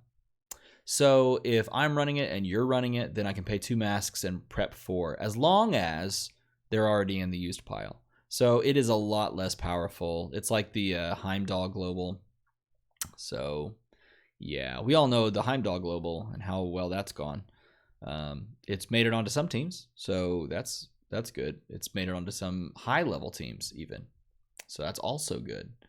But yeah, it's nice to see the global kind of popping into this, so I'll take that. It's good in set. I'll just put it that way. This global is really good in set. Out of set, there's a lot of other options now that are really good as well for ramp, so it's worth considering. It's new school HXG. It's the same HXG as before, but now it's on Professor X again because we got to call that back, right? I like that callback. Professor X to the astral plane. When fielded, move all of your active sidekick character dice to your prep area. Gain 1 life for each sidekick character die moved this way. So, first of all, we have to think. If we field 4 sidekicks, which is just a fine thing to do, that's kind of easy. You could field 3 to 4 sidekicks, okay? Then we buy a 6 drop and then pay 2 to field it on average because that's the level 2 character side. And then we gain 4 life and prep 4 dice. I mean, that's not bad. Gain 4 life, prep 4 dice. But it's a when fielded effect, and he's got the most ridiculous stat line in the world for a defense. So you're either going to have to like stat flip him and then push with him to KO him, or you're going to have to like bring an auto KO to trigger that again. So are you ever buying this? I'm not sure, but you are definitely running the global yet again that we see here. Pay a mask once during your turn. Prep up to 2 sidekick dice from your use pile. So pretty cool. Pretty cool. I like it a lot for that global. This one doesn't have the global, so it's a 5 cost because that makes it better, right? When fielded, draw 2 dice. If they are both sidekick dice, roll them and place them in your reserve pool. Otherwise, return both to your bag. So I was thinking about this card because I did see this one spoiled. It's kind of an interesting one. So you field it, draw 2. If they're both sidekicks, then you get to roll them and do stuff with them. If not, then does nothing. And so a lot of times this is doing nothing, and therefore you're paying 5 for a 1/9 on top that you want to stat flip and then push with, and then field again and do nothing with if you don't draw 2 sidekicks. So this is not a good one. I will say no to this one. I will say no. Okay. Rachel Summers. Oh, the art is so cool. I don't know. I'm a fan of like this art style. That's just kind of me. Like growing up, young kid, like this style, anime style is just a sweet art. I like the inking and everything. Is the way that they handle is really sweet. Rachel Summers, Marvel Girl, 6 drop, Bolt character, X-Men affiliation, a 155-277-388 stat line. Whenever a non-Rachel Summers X-Man character die is KO'd, spin up all your Rachel Summers dice to level 3. So if you somehow had more than one Rachel Summers die, you invested like 12 into this, then you could spin it up to level 3. And all you've got to do is KO another X-Man character die. Yeah, no. Rachel Summers, a 7 drop. When one or more Rachel Summers character dice attack until the end of the turn, when one of your X-Men character dice is KO, deal 2 damage to the defending player. For a 7. Okay, so you attack with her, and one of your X-Men character dice gets KO'd during the attack step. Like you push with a bunch of little X-Men character dice and attack with them plus a 7 drop, and then they get KO'd and your opponent takes 2. Like I can kind of say it. I can almost see it. I can almost see it making sense. And then I remember that I have to pay 7, and then I go, oh man. But wait. Do I though? No, wrong one. Do I though? No, wrong one. There it is. Do I though? Because I could pay 3 for this. And this is why I'm interested. I could pay 3 for this with Hope Summers. Pair them up. Thematic. Look at that. Does it work? Oh, no, it doesn't work. Ah, curses. Ah, man, it doesn't work because it has her name, right? And she's got an attack. Oh, man. Doesn't work. Moving on. Okay. Rachel Summers, Prestige, 7-drop bolt character. When Rachel Summers is active, or I should say while Rachel Summers is active, if another X-Men character die is KO'd, KO all other characters. This one is the most interesting, I think, of the three. None of them are playable, I'll put it that way, but this one is probably the most playable out of the unplayable, so there's that, right? 7-drop, but it can board wipe. It can board wipe everything. You just got to KO one of your own X-Men character dice, or you have to ask your opponent to KO the X-Men character dice for you. So that's kind of interesting. Yeah, just kind of, though. Just kind of. Sabretooth. If it was Aquaman, it would be better. Anton, coming with the Aquaman love again. He's been going all night. Sabretooth, happy birthday, boy. That is some really sick art. When is the last time we saw a Dice Masters card with blood on it? I'll tell you, the next time we see a Dice Masters card with blood on it is going to be the WWE set. Am I right? Am I right? Am I right? Oh, it does work? It does work? It changes the name? Oh, okay. Well, then cool. It works. There you go. 4-cost Fist character, double affiliated, 133144254, regenerate. Reroll when KO'd, which, again, this is a really cool thematic ability for the character. Works with the art, works with the just in general like feel of the character, but it's not doing much actually for you. It's a 2/5/4 on top, which is kind of expensive. At least it kind of curbs some of that fielding cost by being a regenerate character, but yeah, it's just not a ton of things that you're really wanting to do. Like, you're not wanting to rush out for a 4-drop that just brings itself back. But you might rush out for a 5-drop that's called Terrible Transcendent Joy that has Overcrush. And then it gets +1 attack if you have another active character die with the... Why'd I just blank on the stinking name for that affiliation? That one. You know that one. Which is possible in this set because they are fairly cheap and you can kind of see them. So this is worth a look. A 5/4 that gets more attack if you have more of these active... I can't think of the name. Brotherhood of Evil Mutants characters. That one's worth it. All right, we're in the last big old chunk of these cards. So let's continue. To Sebastian Shaw. The Harder You Hit Me. 4-cost Fist, double affiliated. 012133366. So the same stat line that they used in... Oh, man, why did I just blank on what set he came from originally? It was the X-Men First Class set. How silly of me. Regenerate, reroll when KO'd. Again, very thematic use of Regenerate. You're not going to buy a character for Regenerate, so let's see what the next one is. You may only use Sebastian Shaw's Regenerate ability if you pay 1 life when he would be KO'd. Yeah, let's keep going.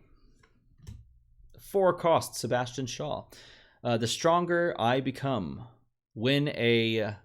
Hellfire Club, there it is. Hellfire Club character die is fielded or KO'd. Spin each of your Sebastian Shaw dice up 1 level.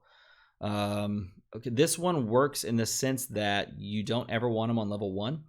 And so it at least provides some way to spin him up. But this is still a bad card because it doesn't do anything except wait around for one of your other character dice to be KO'd or fielded. And then you can make him a 6/6. For 4, that's just a little bit too prohibitively expensive. You don't really care about a 6/6 that much for 4 if it doesn't do anything else. So, moving on. He's got the double affiliations though, so I shouldn't hate on him too much. Storm with yet again some pretty sweet art. 3-cost Bolt character Aurora Monroe. The weirdest spelling of Aurora. X-Men character 021031 stat line. When fielded, deal 1 damage to target opponent for each action die in your reserve pool. This one's intriguing because it like reminds you of the old school storms, because every storm that I can think of has had something to do with action dice, all the way back to UXM, something to do with action dice. This one is a bit of a different take. This one is not looking for you to play the action die. It's looking for you to have it in your reserve pool. And if you do, then you get to deal a damage. So that's pretty cool. Maybe 2 damage. I don't know why you'd have 2 action dice in your reserve at the same time. Like maybe you got super lucky and you pulled all of your action dice at the same time. And you bought a lot of action dice, which is definitely possible in draft and limited formats. Storm, Mother Nature. 4-cost version. When fielded, if you have an action die in your reserve pool, again, reroll target active opposing character die. If it rolls an energy face, place it in used. So rather than looking for you to spin this up like the X-Men First Class version, the rare, this one just needs you to field it and have an action die. So to line those 2 things up rather than getting an active in the field and then awakening it. So again, a really cool twist on a pre-existing sort of ability. This is not as powerful as an awaken ability because you can't trigger it multiple times while it just sits out in the field. But it is possible to cycle this because it's a 1 defense on 2 sides. You just ping her out. Pretty cool. Pretty cool. I like it. Cool way to do that. Not the most powerful, though. Storm. The Storm Goddess comes 2-drop. When fielded, you may re-roll target action die in reserve pool. And that's it. Yeah, just re-roll it. So this is really sweet in that it basically gives you a character version, a body that goes with a global that exists currently. So the Acerarat global is a global that says pay 1, reroll a action die in your reserve pool, right?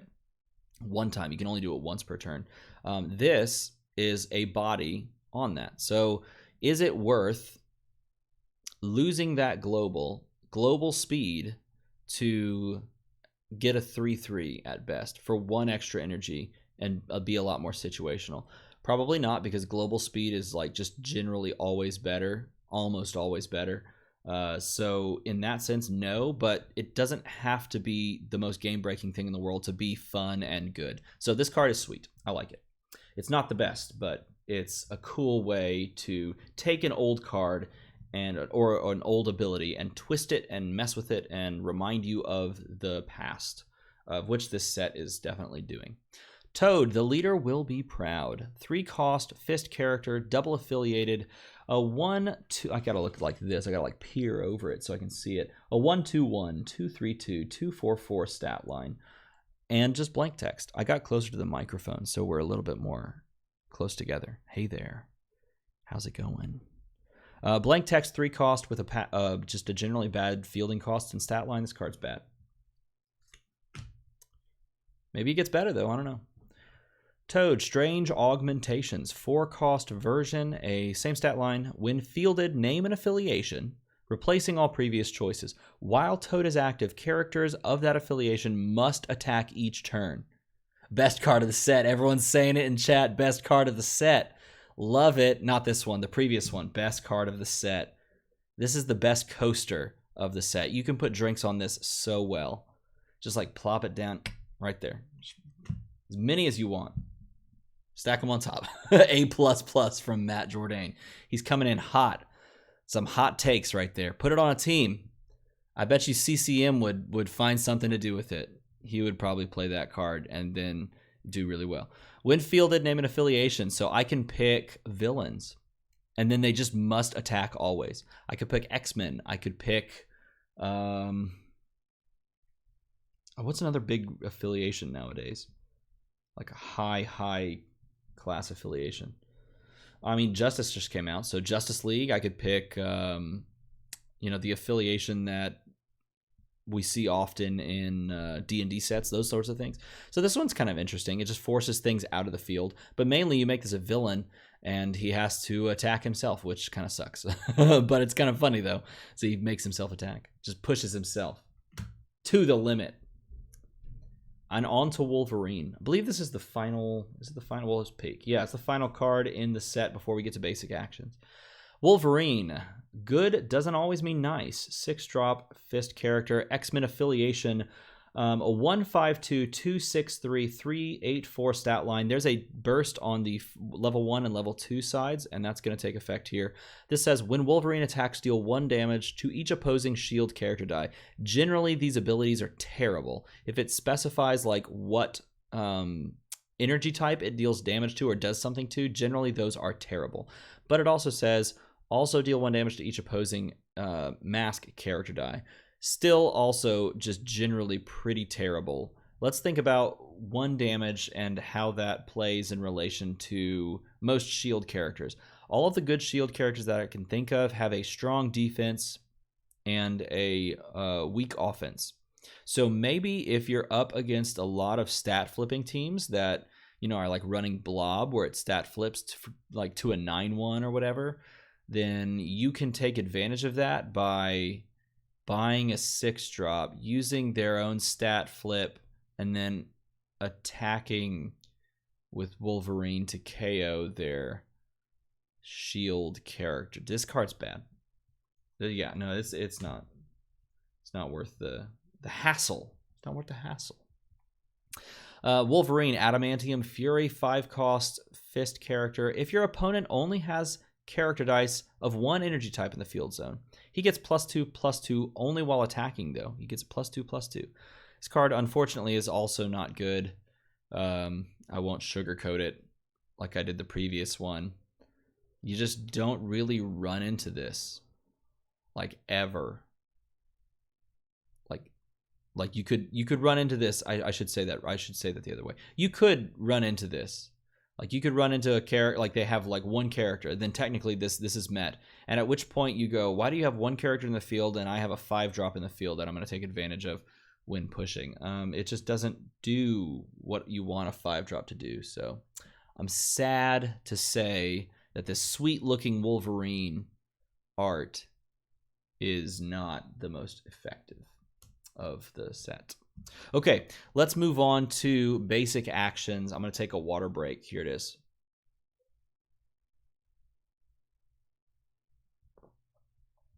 Oh, man. That's water right there. Okay, basic action time. And basic actions are fun.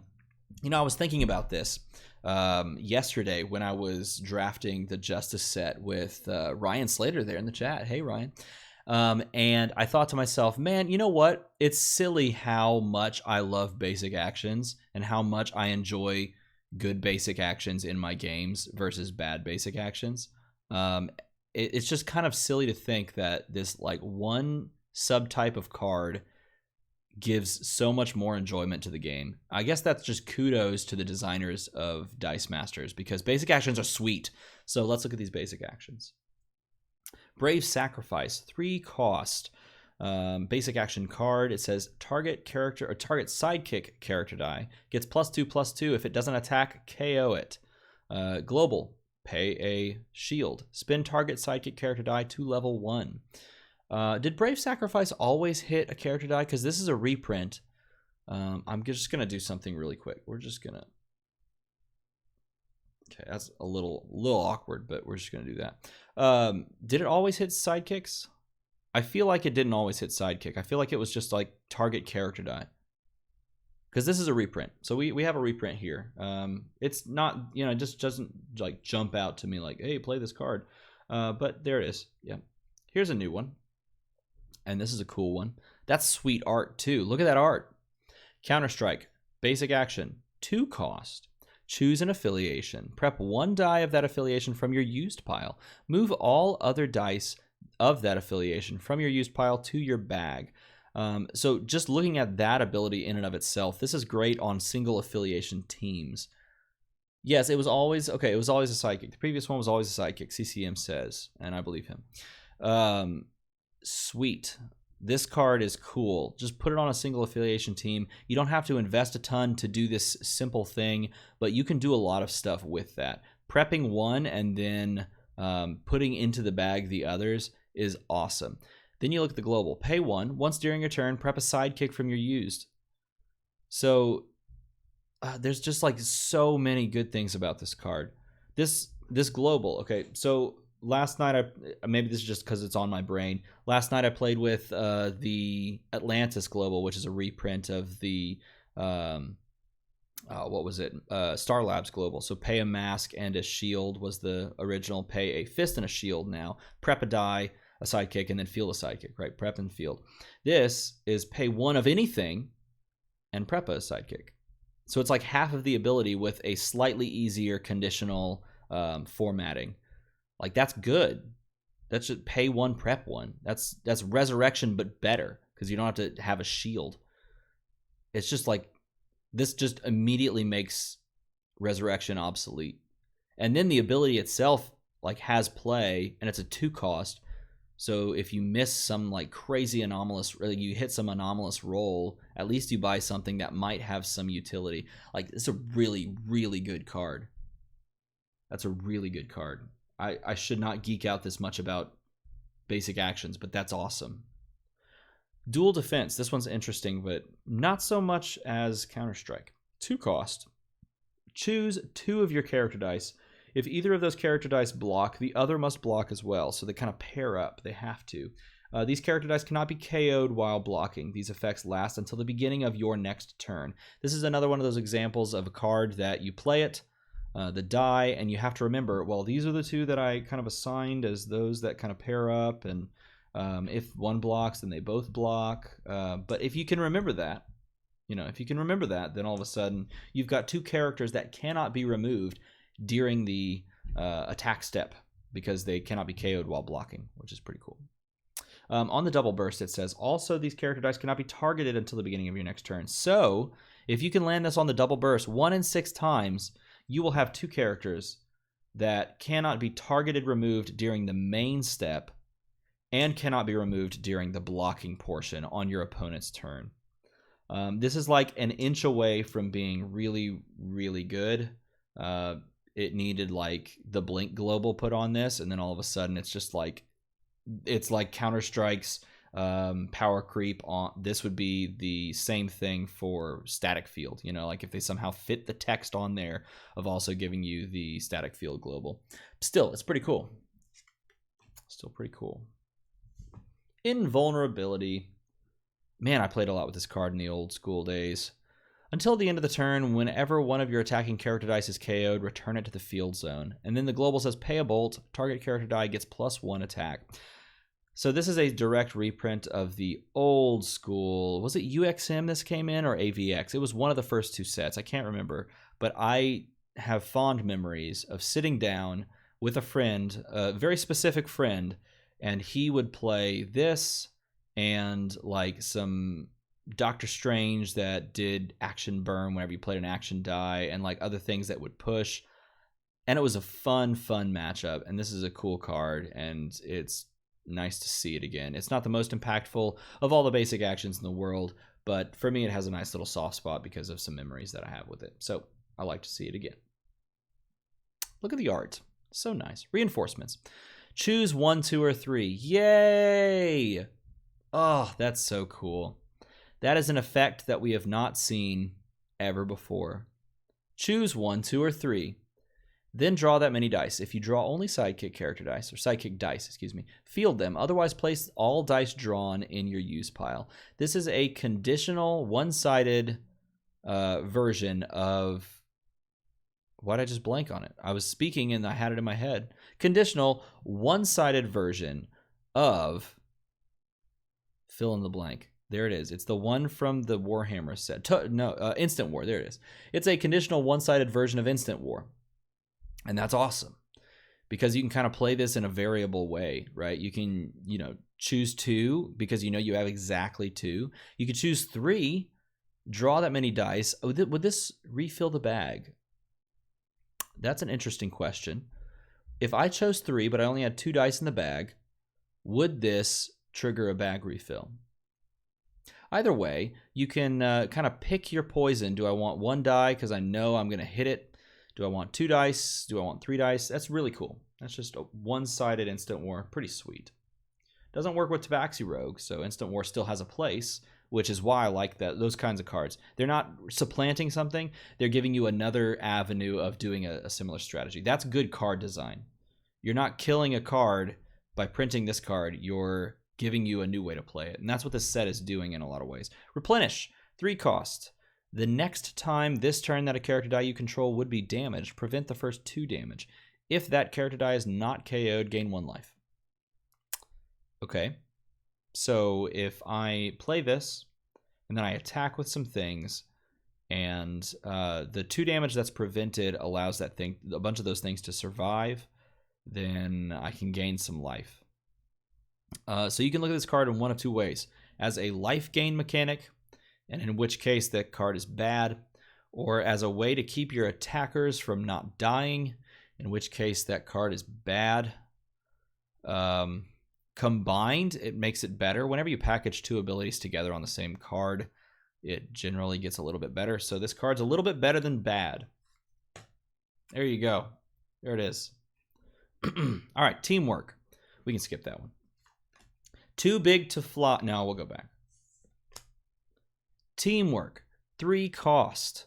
Your active character dice get +1/+1 for each of your other different active characters it shares an affiliation with. That's pretty good. You guys remember teamwork? Remember teamwork? That's pretty good, man. Here's teamwork at action, right? Let's say I have teamwork here. I've got 3 different active characters. I play teamwork. These all get +2/+2 because they all share an affiliation. So that's a 4/5. This is a 4/4. That's a 5/5. These are all 2 drops. That may be a 3. That's easy, man. That's easy to mess with. I'm going to put these over there and not lose them. That's sweet. That's a good one.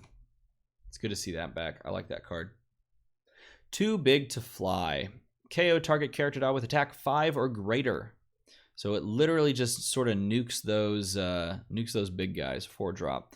You're not really running it for that. You're paying a fist. Target character die gets +1 attack. It's a nice pump. You throw it back on. It's a nice pump. Way Out West is another card we spoiled together. 2 cost. Put target character die from your opponent's prep area into their used pile. That's awesome. I like this one a lot. It's really mean, but it's not the most mean thing in the world, but it is pretty mean. So it's pretty sweet. So just take something that they had here. They're like, I'm going to roll this next turn. Haha. No beholder for you. Just back to used. And finally, the final card in the set, card number 72 of 72. Whoever assemble, 2 cost, choose an affiliation. Character die of that affiliation are free to field until the end of the turn.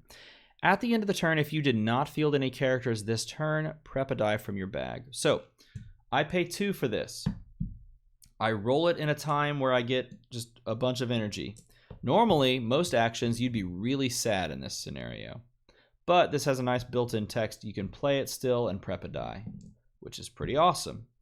The other analysis, the other side of things that you could see, well, I have to pay 1 for each of these, but all of a sudden, now I have to pay 0 for those. So I'm either prepping a single die or gaining, at the very least, 1 energy saved on fielding costs. So that's a solid little card. I mean, it's not the most amazing things in the world.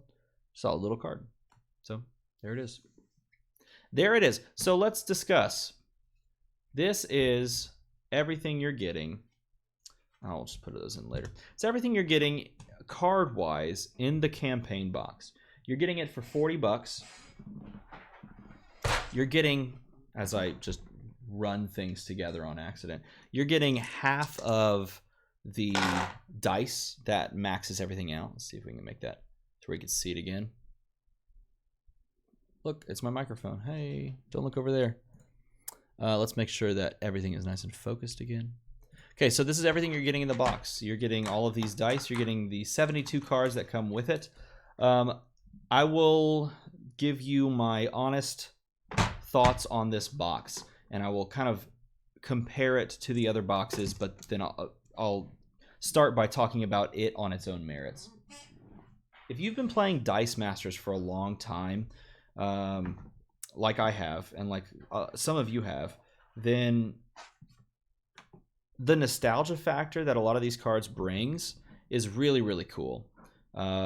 If you've been playing Dice Masters for a long time, then you're probably already going to pick this set up, no matter what. And I would say that the nostalgia factor, you're going to enjoy playing with this set and just playing these cards and characters and remembering things that you've done before with these cards and characters. And in general, the cards aren't like just atrocious. They're not the worst cards in the world. There's not a bunch of them that like just will never ever, you'd never want to put this onto a team. As I move my microphone so that we get a better look. In general, this set is just well played, like playable. You know what I'm saying? It's not, I will say this, it's not the Justice set. It's probably not as good as the Warhammer 40k set when it comes to LCG things. Maybe just a pinch less than super competitive compared if you're thinking competitive. But I say that this is a lot more thematic than the Warhammer 40k set, because that was only looking at sort of like affiliations. This, I would say, was a lot more thematic. A lot more thought was put into it when it came to characters' abilities, the previous history and of Dice Masters and their abilities. I'd say that there was more thought put into it when it comes to like what goes on in the comics and their characters, their personalities. And for those reasons, I think this is a lot of fun and super, super cool. When it comes to playability, I don't think it's nearly as playable as the Justice set when it like just general power level things. Like that whole Justice set feels like a solid, just really solid. I think there are some cards in here that leave me scratching my head going, why is that printed? But not all card has to be amazing. Like not all the cards in the thing have to be amazing and have to be super playable. That doesn't bother me that some of them are really quite bad. I don't think a lot of them are quite bad. So I would give this whole campaign box like a 1 thumb up for playability and a 2 thumbs up for thematic sense. So I'm a big fan of a lot of the thematic stuff in this, and you should definitely pick it up. Now the question is, do you want 2 of these? Do you want to spend $80 for the extra dice? Is really what you're getting. Is $40 for any of these characters necessary because you plan on running any of those as 4 ofs? Maybe like some of those 2-drop Hope Summers. There are a lot of more 2-drops in this set than there are in any of the other sets, and I should consider that too. Because there are more 2-drops in this set, there's naturally more of a possibility that these cards are playable, especially if they do a big cut for something like a modern rotation going forward. If that's the case, then this gets a huge jump in playability because a lot of the 2-drops would come from this set. So for that reason, I guess it is even a little bit better than what I just said. In that instance, if they next year, and that's a year from now, make a big old cut and go to LCG only, then this would be worth investing for those extra 2-drops and that sort of thing. If you plan on doing a bunch of like play at a local game store with a local community. Otherwise, this is like a 1-box thing, like straight up. If that's not the case, then you could probably get away with a 1-box of this. And even some of those 2-drops, it's like, yeah, you buy 2 of them and you don't really need 3. So it's not the worst thing in the world. And even some of those 2-drops going even further are 3 ofs. Like the Beast is a 3 of. Jubilee is a 3 of. What else is a 3 of? I think those are only the only 3 ofs, if I can remember correctly. Yeah. The only 3 ofs of the set are Beast and Jubilee, which means they're the only max 5s as well. So the question is, do you want these as max 5s? Do you want to run more than 3 of them? No, not really. And some of those like 2-drops, like the what was that, Madeline Pryor? Not that one. Madeline Pryor is a 2-drop that gives all your stuff energy drain. Do you want that as a 3 dice kind of thing? Probably not. You're probably good with just 2 because it's a while active ability. So yeah, I don't think you need 2 campaign boxes. If you're a collector, you're already going to get 2. I don't know why you're listening to me, and trying to decide if you need 2. You're probably already going to get it anyway. So That's just me. Now, if you do want to do the draft, then having 2 boxes is a must. So if you want to be the guy in your community that has all the cards so that everyone can draft, then pick up the second one, and then you can provide that service for everybody. But yeah, as I summarize and look through this whole thing, it's a pretty fun looking set. Obviously, just opened it, so I haven't been able to play any of it. But there's some cards in there that I want to pull out and mess with rather quickly because I think they're pretty fun. All right. What do you guys want to open next? Which one of these 2 team packs do you want to open next? That right there, that awkward pause that I put in, that was when I was going to cut so that I could post it as a video. But that's a long video. That's like a 2-hour long video. Hey, Ryan Slater. Yeah, you. He's the guy. Oh, man. That's 2 hours of talking, you guys. That's a lot of talking. Whew. Okay, so you guys pick. I'm going to let you guys choose. Do you want to see Uncanny X-Force, talk about those, or Dark X-Men? These spoilers from Gaming with Sidekicks and Ministry of Dice were pretty full-fledged, right? They covered most of these. So, yeah. X-Force. Multiple people said X-Force, so that's easy. I mean, a couple people I heard said Dark X-Men is, like, legit, but I'm interested in X-Force too. Plus, look at the box. Look at the box. Let's turn on the focus again. Let's get it more in focus. That's a sweet looking box, just in general.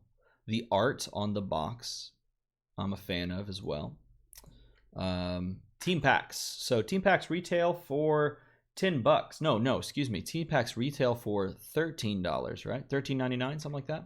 So they provide a little extra oomph, a little extra customization to the campaign box. You cannot buy a team pack and just play it out of the box because you need sidekicks and you need a bag and you need basic actions and you need basic action dice. But you can take this, open it up, and if you have those very, very, fundamental parts, you could just make teams out of these. So let's take a look and see what's inside the Uncanny X-Force Dice Masters Team Pack, meant to be a companion for the X-Men Forever campaign box. Let's open it up and see what's inside. I did not look at all of these cards, so some of these cards are unspoiled to me. If you are appreciative of me talking for 2 hours, give me like a woohoo in the chat or something. Or be Michael Ingledew and throw money at me. Oh, do that. Do that, everybody. He gave me $5. I'm going to buy Starbucks from him. And I'm going to say, this is Michael Ingledew's Starbucks. Just to me. That's a kind thing to do. All right, let's look at what's in it. I like the construction of the boxes, of these team boxes. I really like this. I think it's a really cool way to store dice. Very simple, very kind of elegant storage solution if you don't have storage solutions. So these are all the characters that we're going to take a look at. We've got some characters that I really enjoy personally. I love Psylocke and Deadpool and Domino and Magic. And I don't just love them in character form in like comics. I love the Dice Masters variants of them as well. Cable's cool. So let's take a look. Let's jump through these and see what's up. All right, well, let's get that to where we can see. How's that focus? Let's hold it here. I'm gonna get, he gave me $5. If I buy Starbucks with that $5, I'm gonna put Michael Ingledew on the cup. It's straight up gonna be his name. I'm gonna special request it because he is a gentleman and a scholar. Favorite sub. Anyway, Cable, X-Force team leader. A 4-cost bolt character. And let's talk about the ability after we walk through the stat line. 132, 233, 255. Energize. Let's talk about Energize. Energize is a brand new keyword. And the Energize is really cool. It works like this. Let's just grab Cable here. So, we are playing Dice Masters. Ready? Here we go. We're playing. And I'm going to roll. And I get a character face. That's awesome. That's awesome. And normally this would be like the best case scenario. I mean, it's a 2-3-3, so it kind of sucks, but it's the best case scenario, right? I get to field a character and like punch with it or block with it. Or I roll it and it comes up. No, come up the other thing. Oh, this is a good die, you guys. It comes up the worst case scenario, a single bolt. That's like the Dice Masters thing right there. A single bolt, that's the worst. It can't get any worse than that, right? Or sort of that middling possibility is where you get 2 bolts, 2 energy, 2 generic energy, 2 of, like you roll the side here, or maybe you roll that version of it, right? So 2 out of 6 times, 1 out of every 3 rolls on average, you're going to get this side. Normally, that's just 2 energy, and that's pretty cool. But Energize makes that a little bit more interesting. Whenever you roll this on an Energized character, and they don't have to be fielded when this triggers, if this is an Energized character, which it is, and you roll the double energy side, then you trigger the Energize ability. And this is during the roll and reroll step. So if I then pick it up and after I do the Energize ability and roll it again and it comes up, come on, yeah, hey, there we go. The double energy again, then I use the Energize ability again. So all of a sudden, it's really pretty beneficial to roll double energy as well as rolling a character face. So now you're looking at your range analysis a little differently.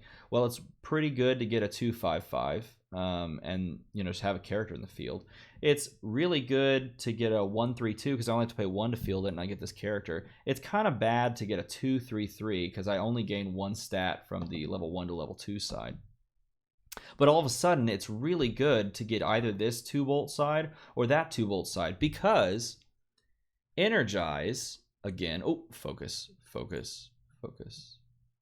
Energize, spin up all of your active character dice 1 level. So there you go. And now if you land it twice, spin everything up 2. Pretty sweet. If you have an active character dice with Energize, Cable is free to field. So all of a sudden, his terrible stat line for fielding costs is negated because if you have another Energized character, then boom, done. So that's pretty sweet. Now, Ryan says doesn't count in the roll and reroll, only at the end or anytime after the roll and reroll. That's what I thought too, but it looks like that's wrong because there was a conversation in one of the groups and several people said that was not the case. So sound off in the comments. Does it trigger during the roll and reroll? Or does it trigger only at the end of the roll and reroll? Because it looked like it triggered during the roll and reroll as well, said some people. So I thought it only worked once as well, but I mean, there are some pretty convincing people in that argument. I would prefer it to work 2 times, though. So maybe we can convince WizKids if it does, in fact, only work at the end. When I talked about it on... Oh, wait, no, I didn't make that video. Oops, never mind. Well, I started to make it, and I started to make an Energized video, and I held off on explaining the keyword because I wanted to wait for some of the cards to be spoiled since I saw it on the keywords page. Anyway, moving on. Cable, 5 cost, Psionic Blasts.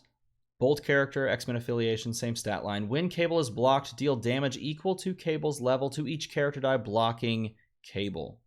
So he's just going to pop for 1, 2, or 3, whatever blocks him. So it's kind of interesting. It's not great. It's not great for a 5-drop. This is not one you're looking at. Not one you're looking at in general. During the roll and reroll step, only check at the end of the step. Okay. So it only triggers once, but still, it's kind of an interesting addition to the game where all of a sudden now these middling these middling die faces give you even more value. Okay, and now we have some more Infiltrate. 5 cost Infiltrate. When Cable uses Infiltrate, deal 1 extra damage for each other non-sidekick character die that attacked this turn. So when he uses the Infiltrate, you get to pop for extra damage if he's attacking with some other things. Now the question is he ever going to get to use the Infiltrate ability? If he's a 2-5-5,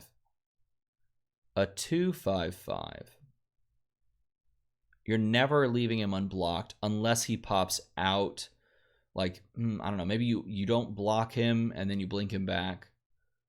But that would just be a misplay because you throw something out there to block him and then blink him back so that you don't trigger the Infiltrate possibility. For some reason, if he can't be blinked back, or if he can't be blocked for any reason or something like that, then this infiltrate would be pretty good, because then you get to deal even more damage. So pretty sweet, pretty sweet. Boom. Ah, man, that art is so sweet. Danny Moonstar. Let's just take a moment and take a look at that art. Who's the artist on these cards? Like, who's the artist that did the comic? Can someone look that up? Because I'm a fan. That's cool. All right, Danny Moonstar. What does that say? Empathetic Illusion Casting. 2 cost. Another 2 cost. An 011-021-122. When Danny Moonstar is blocked, reroll the blocking character die. If it rolls an energy face, place it in the used pile and deal 2 damage to its controller. And if it rolls a character face, it remains blocked. Danny Moonstar. It remains blocking Danny Moonstar, on its new level. It would have been blocked anyway. She remains blocked no matter what, but it remains there, and they keep being engaged and doing stuff. This is a really good card. You have to make your opponent block it, though, and that's the issue, right? That is the issue. So when you push with her, if she's blocked, you just re-roll, and if it rolls energy, you just put it in used, and they take 2. So it's a way for her to kind of control characters on the other side of the field and deal direct damage. You just have to force block, essentially, right? Just have to force block. That's a cool one. And the fact that it's a 2-drop is solid. Continuing on. 2-drop, Danny Moonstar, Cheyenne, Infiltrate. Just straight up Infiltrate. A 2-drop Infiltrator. Infiltrate is on its way back up, and I love this card in general. Ooh, Wade Wilson coming in with the hot takes. This card is really good with Doomlance. If she's blocked, re-roll the blocking character die. If it rolls energy face, place it in the use pile. If not, it stays blocking. It's good with Doomlance, yeah, and that's a net 6 strategy. Yeah, I can see that. That's a fun tweak. Anyway, back to this one. 2-cost Infiltrate character. Infiltrate in general is making a comeback, and there are some other Infiltrate synergies, as we saw with Cable. So yeah, just a generally pretty good one. Infiltrate, she's not often getting blocked. You chump block her with a sidekick and trade. So yeah, pretty cool. Pretty cool. And Danny Moonstar, Special Arrows. I'm going to see if I can get it closer for you guys. There we go. Special Arrows, another 2-drop. While Danny Moonstar is active at the beginning of each of your opponent's turns, name a non-sidekick die. If that opponent draws 1 or more copies of that die, deal damage to that opponent. Deal 1 specifically. This card is sweet. So I can leave this in the field, and I can just name non-sidekick character dice. And if they draw it, they take 1. And if they draw it, they take 1. I like that. That's really cool. And it doesn't say during the roll and reroll step. So if they draw 1 or more copies of that die, deal 1 to them. Now, the way they say it, 1 or more copies of the die would make me think like they only want this to trigger once, even if you drew like 3 copies of the die. But if you drew it at a different time, like let's say you drew a Poxwalker during the clear and draw step, and then you drew a Poxwalker during the main step by playing some sort of a ramp global, then all of a sudden you would proc this a second time. So this is pretty cool. They're pretty cool. Thank you, Andy Reimer. Is it Reimer, Andy? Is it Andy Reimer? Fantastic video, he says. All 3 of those are sweet.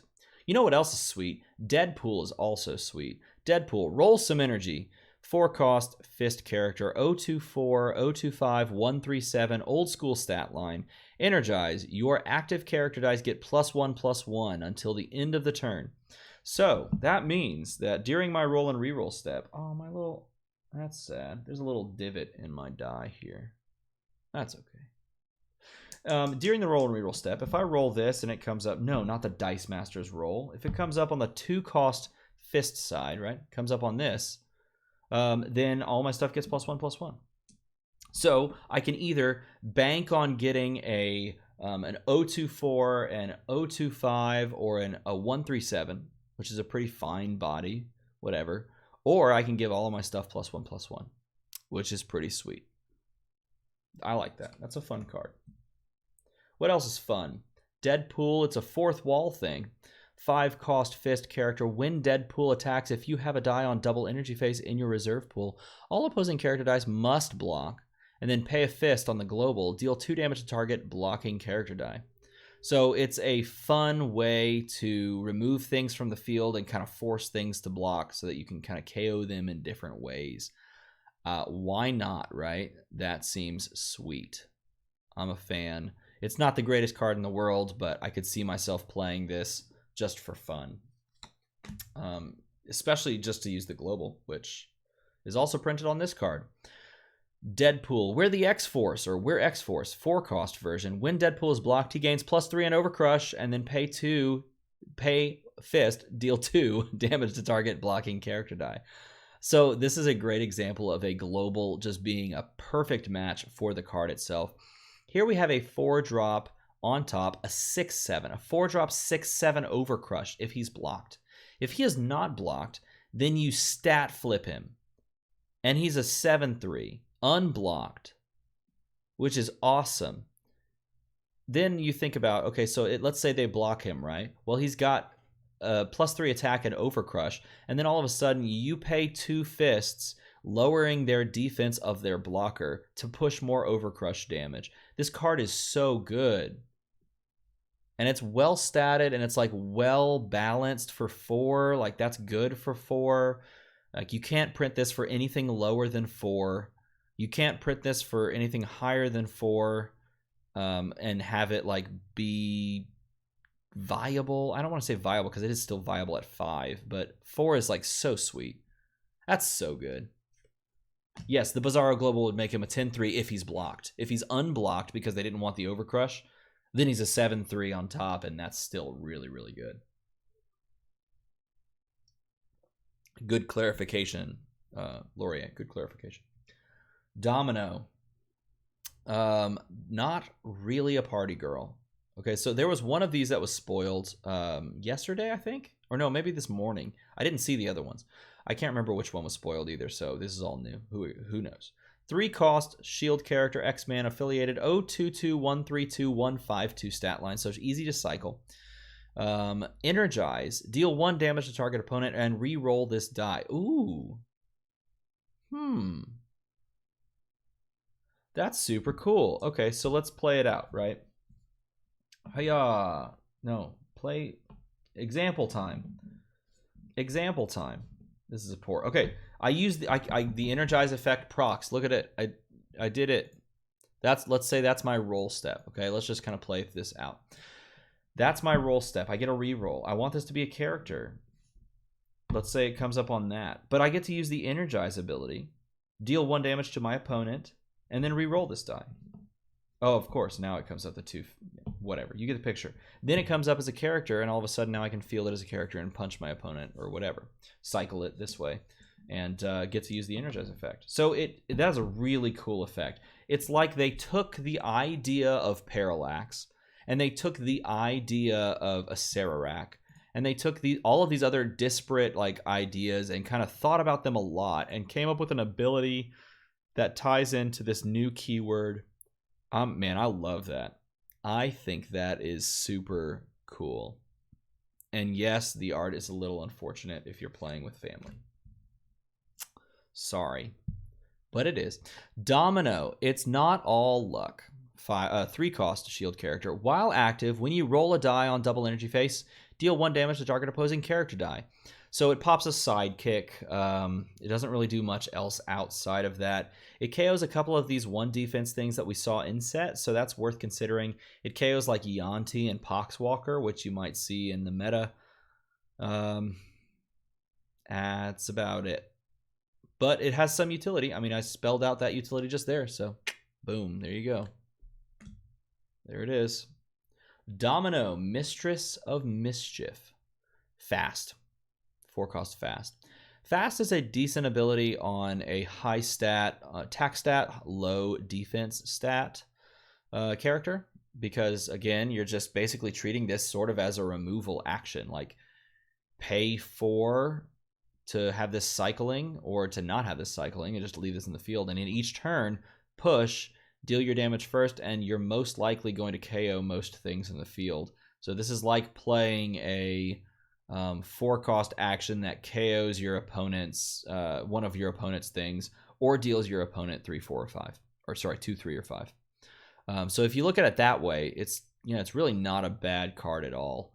It's just kind of a little bit slow in most constructed formats. Like, you're not relying on combat damage all the time. You're relying on the abilities printed on cards. And this one is just kind of cool in like casual theme formats, draft, that sort of thing. So you can compare it to sort of an action that you could play every turn as long as you fielded it, that sort of thing. Interesting to think about it that way. Perfectly balanced at 3. I agree. Yeah, I agree. That could have been a 3-cost. Why not? Phantom X. That's cool art. Actually, you know what? I changed my mind. The art is a little funky on this one. It's like they lost some shading and went a little crazy with the arms. That's some sausage arms right there. International Art Thief. 4-cost shield character. A 1/3/3 1/4/4 stat line. Energize. Prevent all damage to your character dice until the end of the turn. That would include ability damage. That would include combat damage. Yeah, that's fine, but you're not really doing that on your turn. Most of the time, you're worried about that happening on your opponent's turn, and Energize does not stretch to your opponent's turn. So this one's just a meh for me on that Energize ability. 4-cost fist, or 4-cost shield Phantom X weapon. Was that 13? Can't see from my angle. It looks like 13 on the screen. Weapon 13. Phantom X cannot be targeted by opposing global abilities or action dice. So if you somehow make this dude super strong, they can't blink him back. He's already pretty strong. He's a 2/5/5. You kind of pay 2. You could have made this a 3-drop as well. No, you probably couldn't have made this a 3-drop. I don't know, at 5, 2/5/5. A 4-drop makes sense. But yeah, you just buff him a bunch, and then they have to block with something, and so you're guaranteed to KO whatever you're pushing with, and he probably sticks around. Not bad. Not bad. Could be better, but yeah, it's playable. Phantom X Cover Fire, 5-cost version. While Phantom X is active, when you field a character die, prevent all damage to that character die until the end of the turn. This one seems intriguing in the sense that, I mean, I could see the wheels are turning in my head. I'm thinking to myself, what is... Well, I guess you can't really... My first thought was like, well, you could field... You get this dude in the field, right? And then you field a character that has some sort of wind damaged ability, and then it will never die, but it won't ever be damaged. So you can't do anything with that. This doesn't help like do anything with auto KOs. It literally helps you push combat damage and prevent your opponent from KOing like little guys, like little defense guys. So I guess it's like kind of good if you're trying to keep Yanti from being removed. Stuff like that. Just meh. Just like meh. I feel like there's something there. It's one of those cards where you go, what are they trying to get at here? Here's a good one. Forge. Intuitive Genius. 3-cost Bolt character. X-Men affiliated. A 1/2/2 1/4/2 2/4/4 stat line. So he's expensive on top. But he has Energize, so if you roll him on either of his 2 double bolt sides, then you get to reduce your action dice, the cost of your action dice by 2. So you can buy up action dice for 2 less, which is solid. Because technically, if you think about this, let's say you roll him on the double bolts and you keep him there, then all of a sudden you have the 2 discount plus the 2 energy that you have on the die that you've rolled. And so it's sort of like giving you a 4-cost action at the cost of him not rolling, which is pretty sweet. It's a good card. It's a good card. That's probably one of the best Energize abilities printed because it's just so good. When fielded, draw and roll a die. It's a 3-cost. It's a decent stat line for a 3-cost. You got to pay a lot to get him out there. Inventor is a fun little subtitle, but he's pretty straightforward. You could copy his when fielded effect with Absorbing Man, and then you would consider your life choices after doing so, because there are better things to do with Absorbing Man. But you could definitely do it, so that's worth considering. It's good if you're playing in set. It's good. You just ramp it up. Should pop, ramp, a little bit of ramp. Playing in set, drafting, why not, right? When fielded, 3 cost, decent stats, do it up. Forge, Tribal Shaman, 3 cost as well. Attune. This is the 3rd Attune in set. There's 3 Attune characters. The other 2 Attune characters of note are villains. This one is not. It's an X-Men character. So now we have an Attune character in all 3. There's a villain that was also the Brotherhood of Evil Mutants. There was a villain that was also Hellfire Club, I think. And then there's this one, which is an X-Men. That's kind of a cool split. I like that idea, to just kind of like go all over. Pretty sweet. It's a good card, I should say. Magic. Okay, so the first team I ever built in Dice Masters involved the old school Magic. And I had no idea what I was doing, but I thought the ability was sweet. And so I built a team with the old school UXM Magic. And it was pretty sweet. I think it was like a 3 or a 4 drop. I got a couple of them during the game. Decent stat line. The stats are like weird. So yeah, no, it's cool.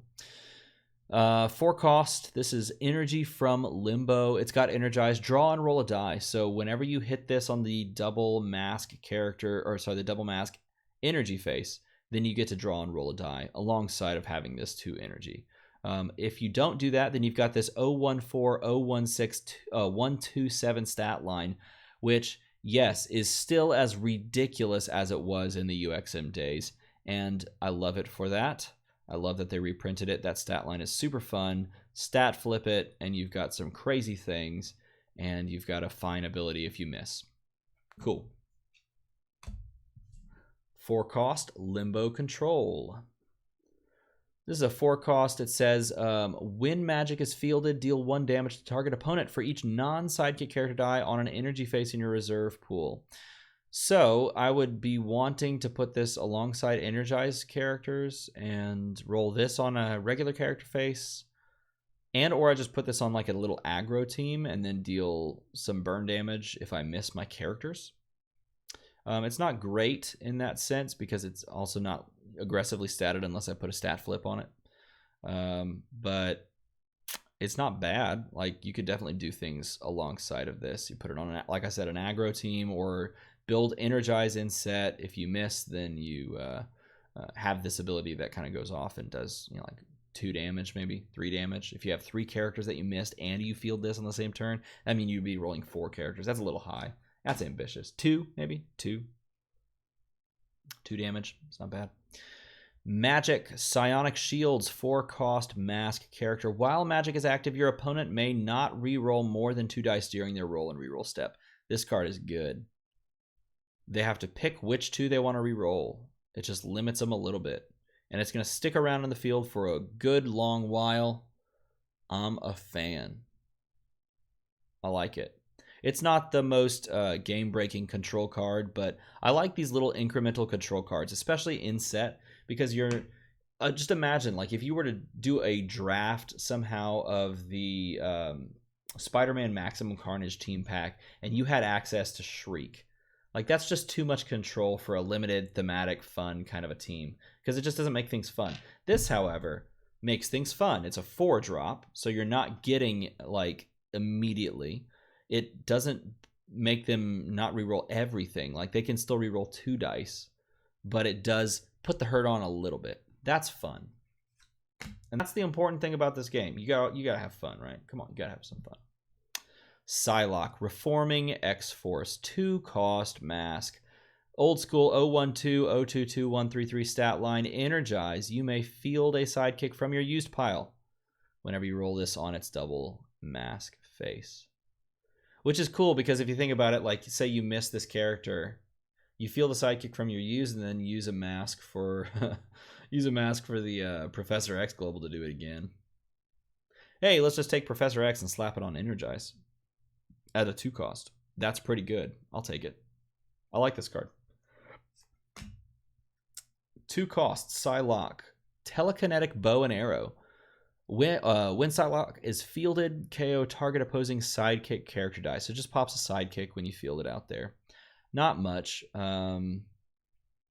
Really good in set and in draft. That's really good. So for that reason, Solid. Outside of that, it doesn't see a lot of play. It's not double affiliated. It's X-Men affiliated. There are some good X-Men affiliation synergies within the set. I mean, we've even seen. So that could see some play as well within set and thematically. And then we have a 4-cost version. Master Telepathic Combatant. 4-cost. When Psylocke attacks, you may KO the lowest purchase cost opposing character die. So like this would be really cool if sidekicks didn't have a purchase cost of 0. This would be really cool. But unfortunately, sidekicks have a purchase cost of 0 as far as I remember. If they don't, tell me in the chat. Tell me in the comments below. But this is always just KOing a sidekick. So when this attacks, KO a sidekick. Not for 4. Sadly, not for 4. If they don't have a sidekick out and this goes off, then that's great. But otherwise, it's kind of sad. So those are the contents of the X-Force, the Uncanny X-Force team pack. That is a pretty good team pack. I like that team pack a lot. Oh man, I wish I could fan really well. That's solid. There's a lot of interesting cards. I like the energize ability as a keyword in general. I think it's fun to take and repurpose the way that we think about dice and the way that we think about good versus bad rolls. I'm a fan of this one. Do you want to buy 2 of these? Probably. Well, the only reason you would buy 2 of these, and I will say literally the only reason you would want it, would be to have more than 2 dice for these 3 Danny Moonstars. Specifically looking at these Danny Moonstars, do you want 2? There we go. Do you want 2 Danny Moonstar special arrows? This is the one that, while it's active, if that opponent draws 1 or more copies of that die, deal 1 damage to the opponent after you've named it. No, because it's a while active ability, so you can do it with 2. That's just fine. Do you want 2 Danny Moonstar Cheyennes? 2 or more than 2 infiltrate characters dice that are 2 drops? Yes. Yeah, you probably would. Especially when we look at the next team pack that has some infiltrate synergy as well. So that one, that was single card, you might consider it. Okay. Would you want 2 Danny Moonstar empathetic illusion casting while it's when it's blocked, then you reroll the blocking character dice? Probably don't need to, like 3, maybe 3 of these, but you could get away with 2 of them. So the question becomes, do you want to pay an extra $13 for exactly 2 more Danny Moonstar Cheyenne dice? I would probably say no, but that's just me. I am a more fickle person. I like to really get a lot of value out of the money that I put into something. So I would probably not buy a second team pack of this, but that's not to say that this is a bad team pack. This is a really cool team pack. If you're going to be playing a lot of inset stuff or a lot of thematic stuff, then you could definitely consider picking up the second team pack to fill out the dice for that one. This is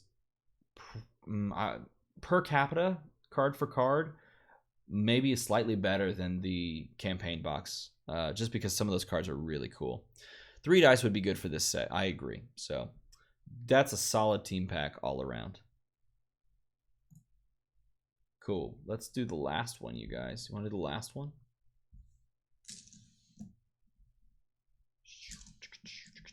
Man, I'm starting to wear down, you guys. It's been, what, 3 hours? Oh, we got 3 hours yet?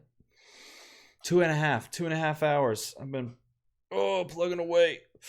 Yeah, you could definitely split a pack with someone. That's a good idea. Oh, gotta stretch it out. I do this for you. I sacrifice my back, my body, sitting in this. It's a comfy chair that I have here, but, you know, when you sit for so long and you lean forward to show these cards better. Hey, don't look at my messy desk. Okay, good. Let's just get lower because I don't feel like leaning anymore. Don't look at my messy desk. Okay, now let's move this over a little bit. Guys, we're almost to the finish line. It's a race to the finish line. Throw some encouragement in the chat. Throw out like a "you can do this" or something, because starting to feel it. Get one more stretch in and get a drink of water.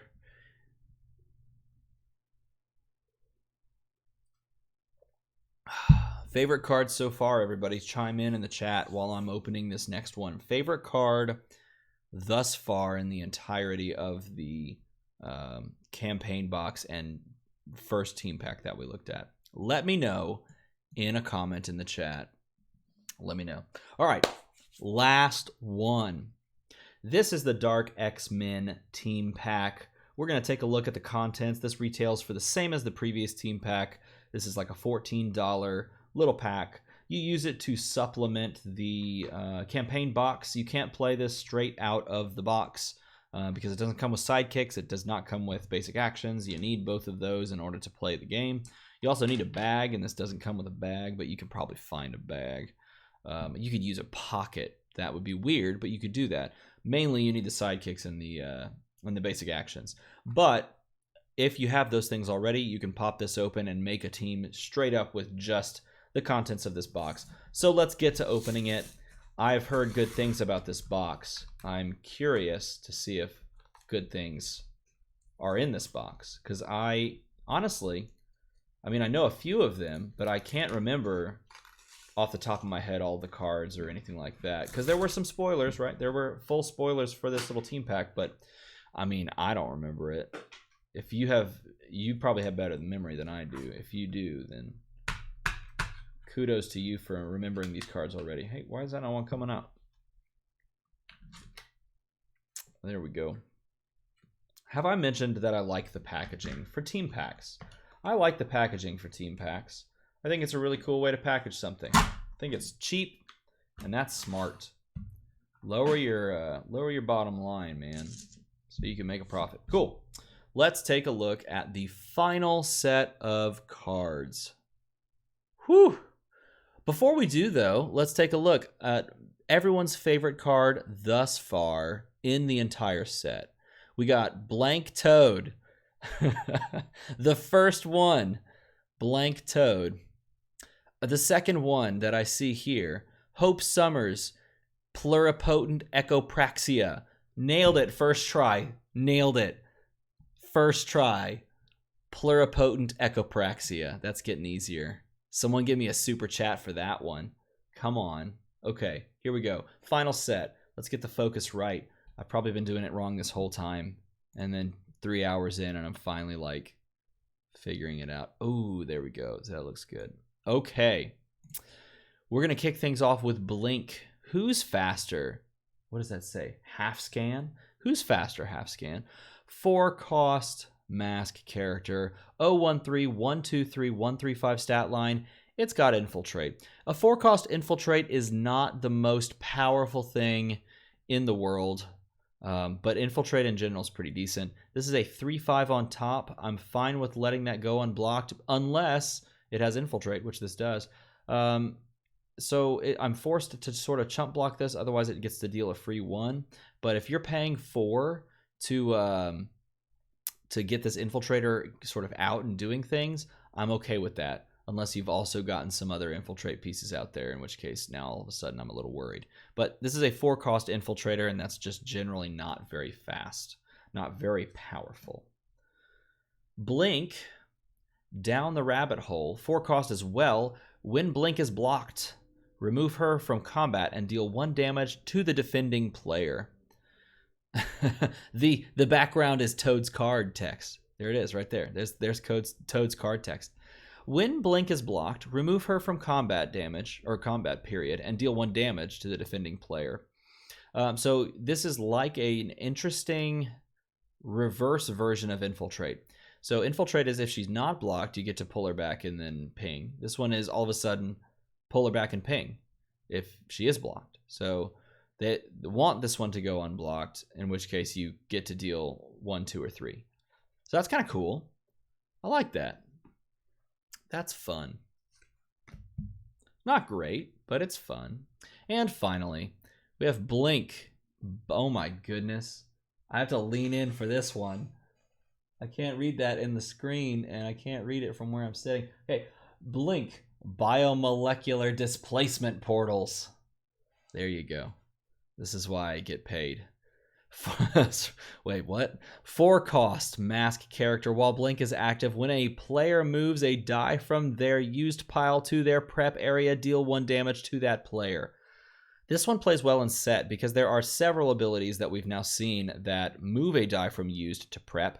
And so now you get a little bit of possibility of just like pinging, right? So this absolutely works against the new school PXG, which is the reprint of the HXG. It works against that basic action that pulls from the affiliations and puts them into prep and then the rest in the bag. So it's a nice little sort of countermeasure for those exact things, which you'll find in set. So this has utility in set, which makes it playable. Kind of cool. Okay, Dark Beast Imposter. All of a sudden we have Dark Beast. It's sweet. It's a 2-cost. It's double affiliated. And check out those affiliations. It is a 2-cost fist with an X-Men affiliation and a villain affiliation. It's an 021, 122, 132. It's got infiltrate. And that's it. But maybe that's enough. It's a 2-cost infiltrator. So there you go. And it's affiliated 2 ways. So, you know, you could do stuff with infiltrate and team up now, which is awesome. Infiltrate and team up together make some really good things. You can't unblock the team up guys once they play team up. So that is definitely worth keeping an eye out. And just in general, a 2-drop. It's pretty solid. Here we have Dark Beast Mad Scientist. This is also a 2-drop, and it has the Brotherhood of Evil Mutants affiliation. It says, while active, when a character die you control uses corrupt, draw and roll a die. Now, we haven't my goodness, it's late. We haven't talked about corrupt yet. Corrupt is an interesting keyword that is really at first, when you think about it, it's kind of confusing. So let me come back to this card.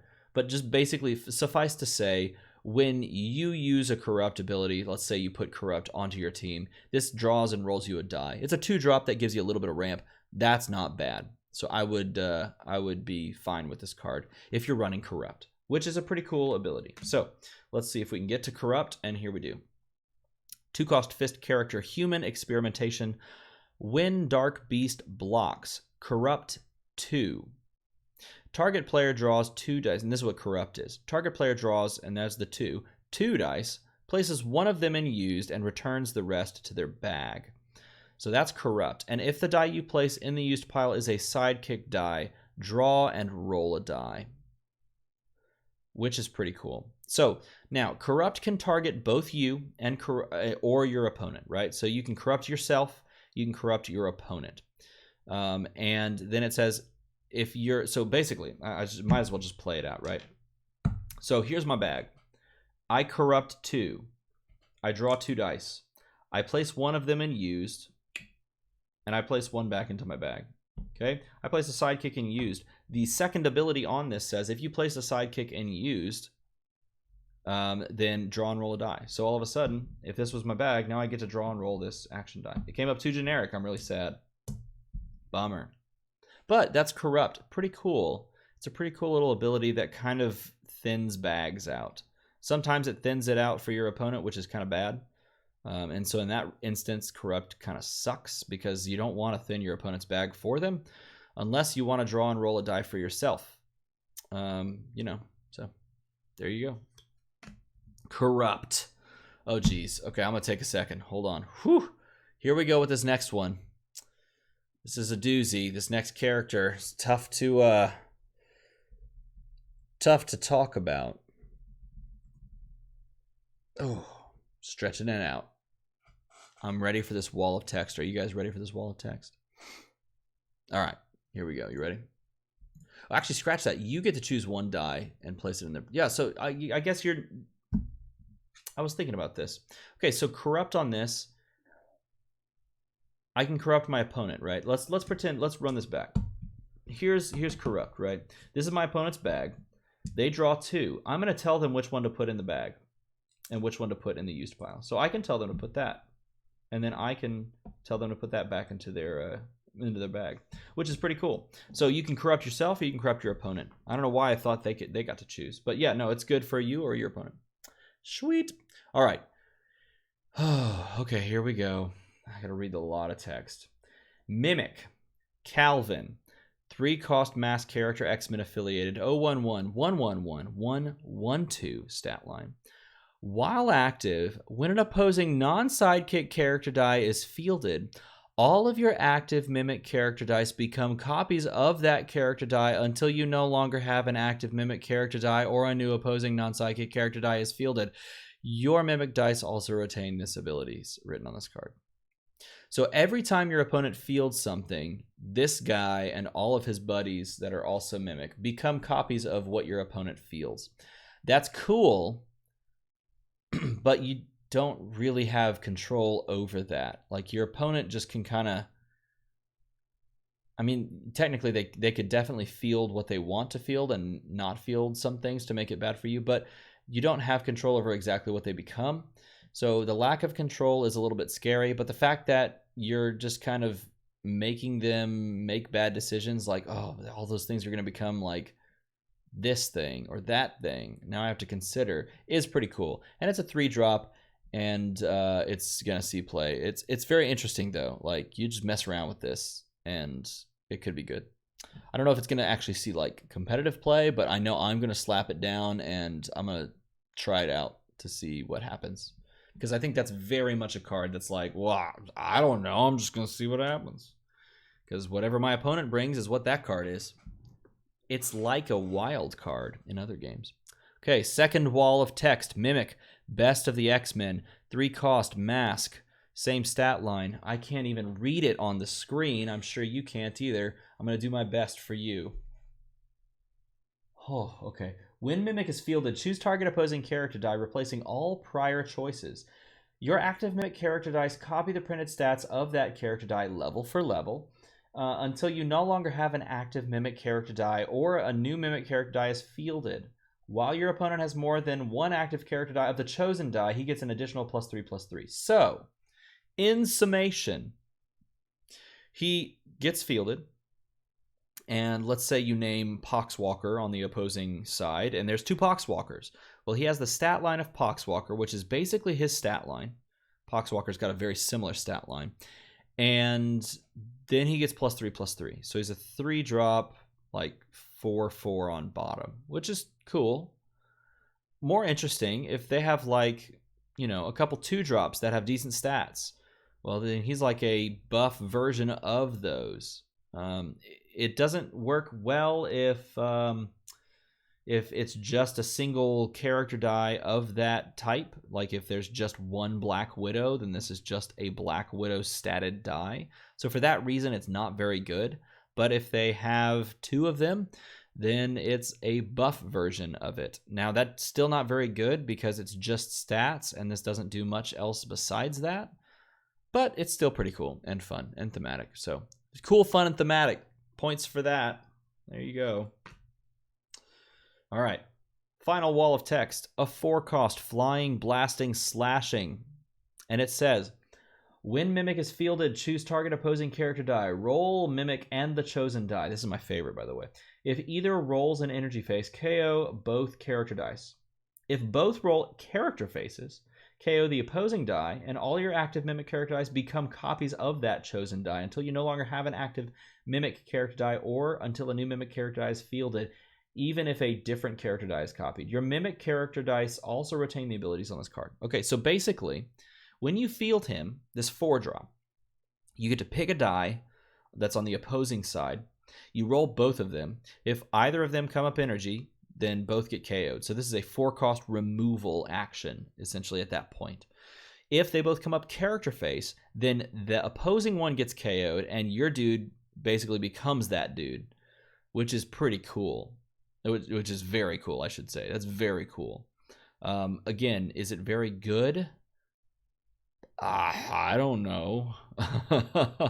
I have no clue, but it's cool. I mean, it technically could remove anything if you're gonna land a very likelihood. So, like, what would you need? What are the odds of rolling 2 dice and landing energy on either? That's the stat you would need to look up.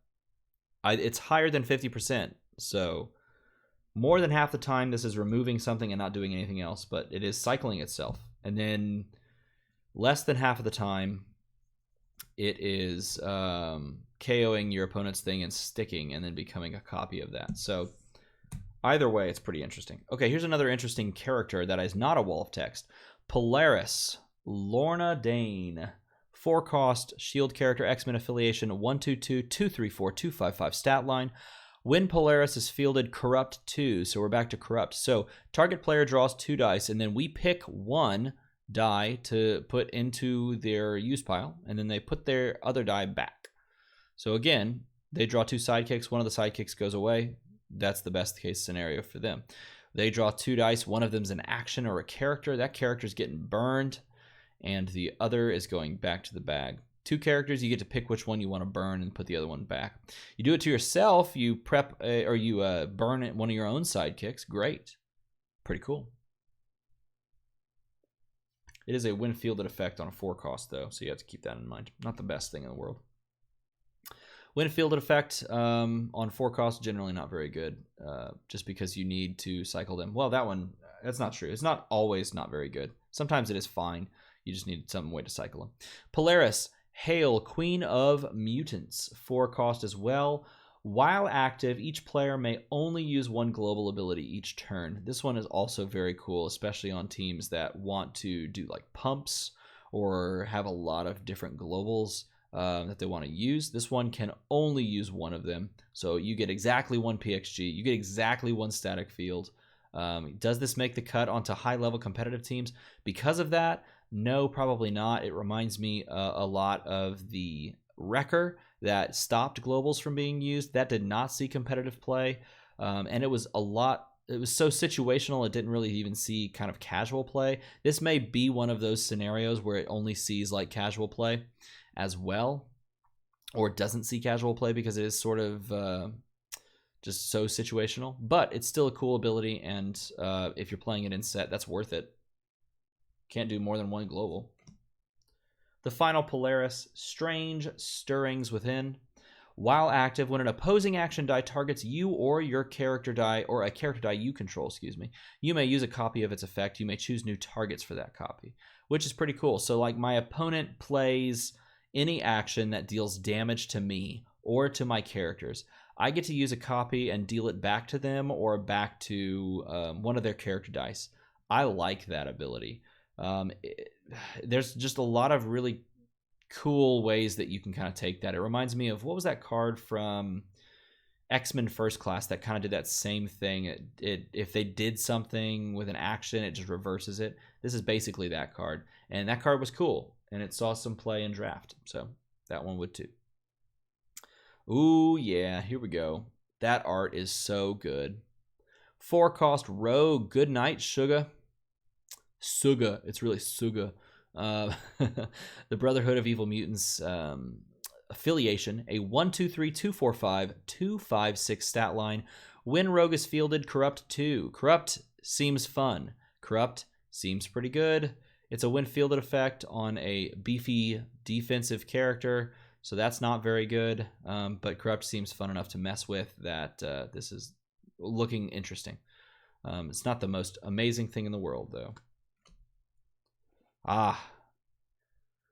Rogue Southern Comfort. I remember this card. I got so hyped for it, and now it's here. Infiltrate. When Rogue uses Infiltrate, deal an additional damage. So this one deals 2. Oh, it's not this one. Sorry, scratch that. It's the next one. Well, never mind. All that hype. I built it up. But this one deals 2. So this one looks like...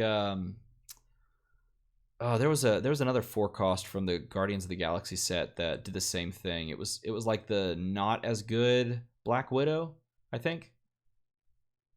I think it was the not as good Black Widow, because there was a better Black Widow that buffed it all by 1. But this one only buffs it by itself, like to itself. So Rogue's own Infiltrate. This is the one.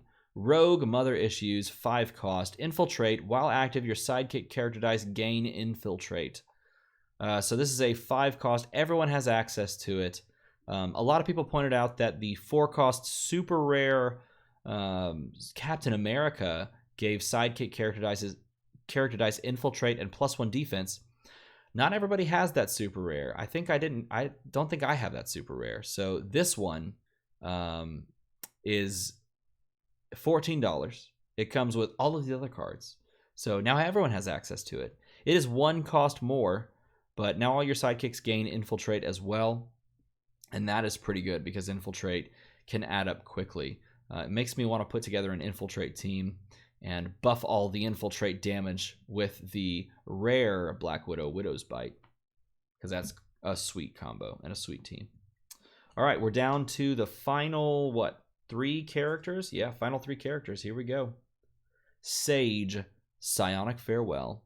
3-cost shield character, X-Men affiliation, 013, 023, 024 stat line. While active, your opponent's non-sidekick character dice cost 1 more to field, making things a little harder to field. Seems pretty good. Seems pretty good. Not the best, but you could make that work. You can make that happen. For 3, you're not investing too much to make your opponent's life a little harder. Sage, Photographic Memory, 3-cost shield character. This one has Corrupt 2 on it as well. This is a when fielded effect. You can corrupt yourself, corrupt your opponent. We've talked about Corrupt 2 before. Let's see if there's another Corrupt. Let's see, there's another one. Captain America didn't gain Infiltrate, though. Yeah, he didn't have Infiltrate himself, did he? Or did he? I thought he did. Maybe he didn't.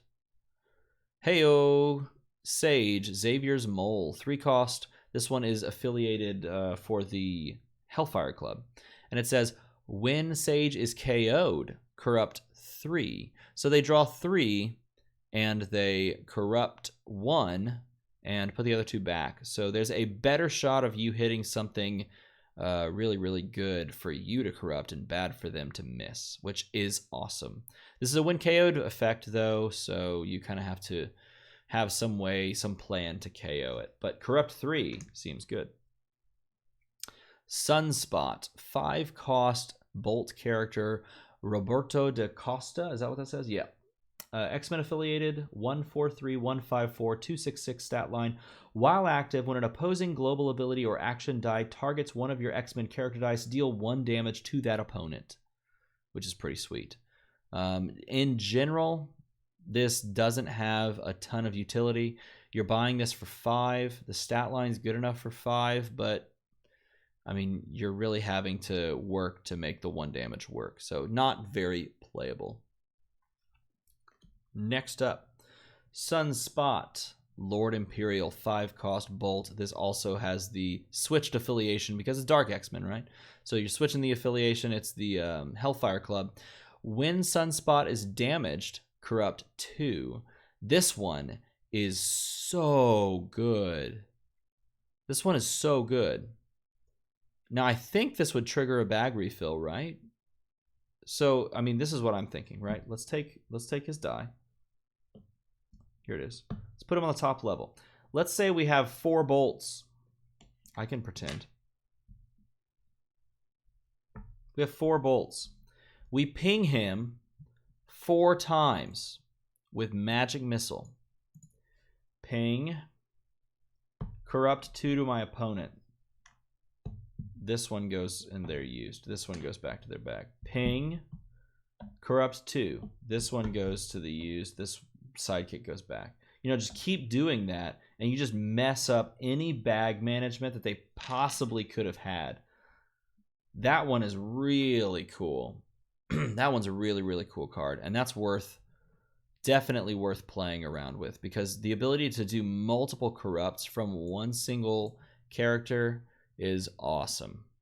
So that card is on my list to mess with, just to see someone's bag just completely disintegrate into just upside downness. Sunspot, Black Rook, 5-cost, Hellfire Club affiliated. When fielded, deal 1 damage to target opponent for each die in your reserve on double energy. So you put this on an energized team that you're looking to roll double energy, and it's pretty decent because you deal damage for that, but it's not great because it's still kind of hard to roll the double energy. Then you have to kind of decide to keep it instead of keep the character die.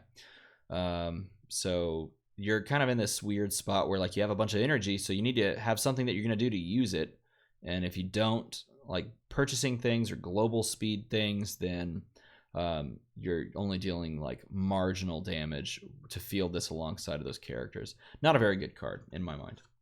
Last character of the entire set. The entire set. Oh my god, Corrupt with Tabaxi Rogue.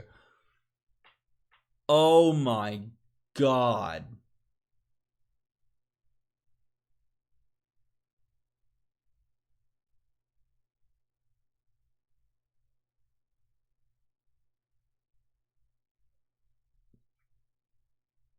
Corrupt with Tabaxi Rogue. I didn't even consider that.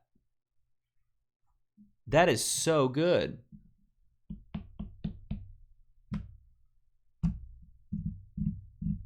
Well, I know what I am doing with this very next team that I ever play.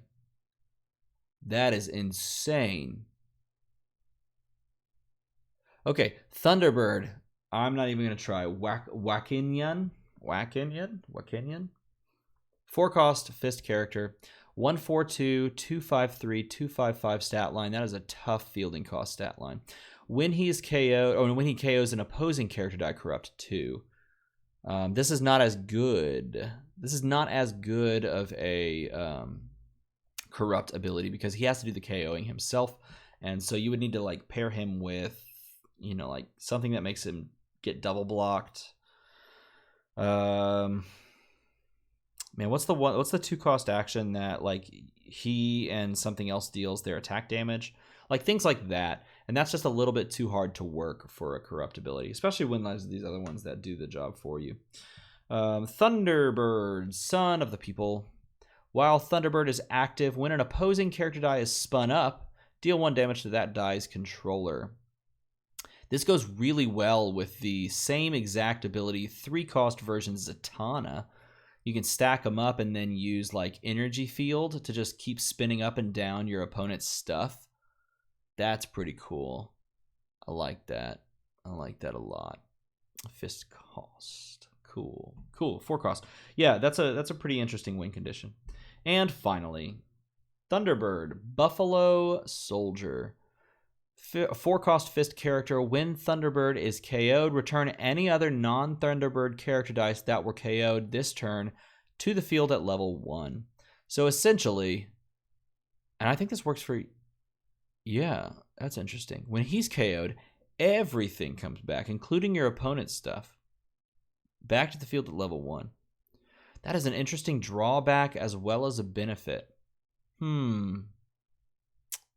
Interesting. Very, very interesting. I can't quite pin down if that's great or if that's not great, but the fact that you have to do the KOing himself or yourself is sort of mediocre. But oh my goodness, yeah. 2 drops, a plenty. There's what, 2 drops in this one? There's Dark Beast in here. Yeah, maybe it's just Dark Beast that's a 2-drop. But look at the purchase costs of these characters in this team pack. We've got 2. Okay, we've got 4. We've got 4. We've got 5s. We've got 3s. We've got 5s and 4s. We've got 4s. And we've got 4s and 3s. So you've got a nice low amount of purchase cost. You're able to get to all of these. There's no 6s that we've seen in some team packs before. Are there any of these cards that you want more than 2 dice for? The only consideration would be for one of these 2-drops, a 2-drop Infiltrator for like Dark Beast, maybe. It's 2-drop Infiltrate. When he blocks Corrupt 2, not really. When you use Corrupt, draw and roll a die, maybe. I don't know. You don't need 2 for that because it's while active. So really, you're good just buying one of these team packs again.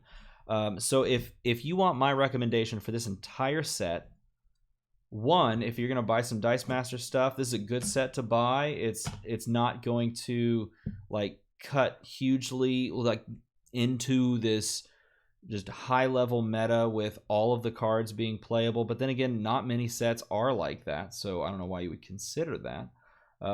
It has playable cards in each of the team packs as well as the campaign box. This one as well speaks I mean, that's cool. I would much prefer them to put playable cards in all of them than stacking them up in one thing and then leaving the others by the wayside, because while it would save you money to skip out, you'd miss out on some interesting fun little characters. So yeah, it's I would say pick up one of each of these items. I don't think you need 2. If you want 2 for the drafting ability, then pick up 2 of each of them, but you would have done that already because that was your impetus for these past 2 sets as well. or past 3 sets as well. So this is the same sort of scenario as the Justice team pack. The Justice whole set. The campaign box comes with half the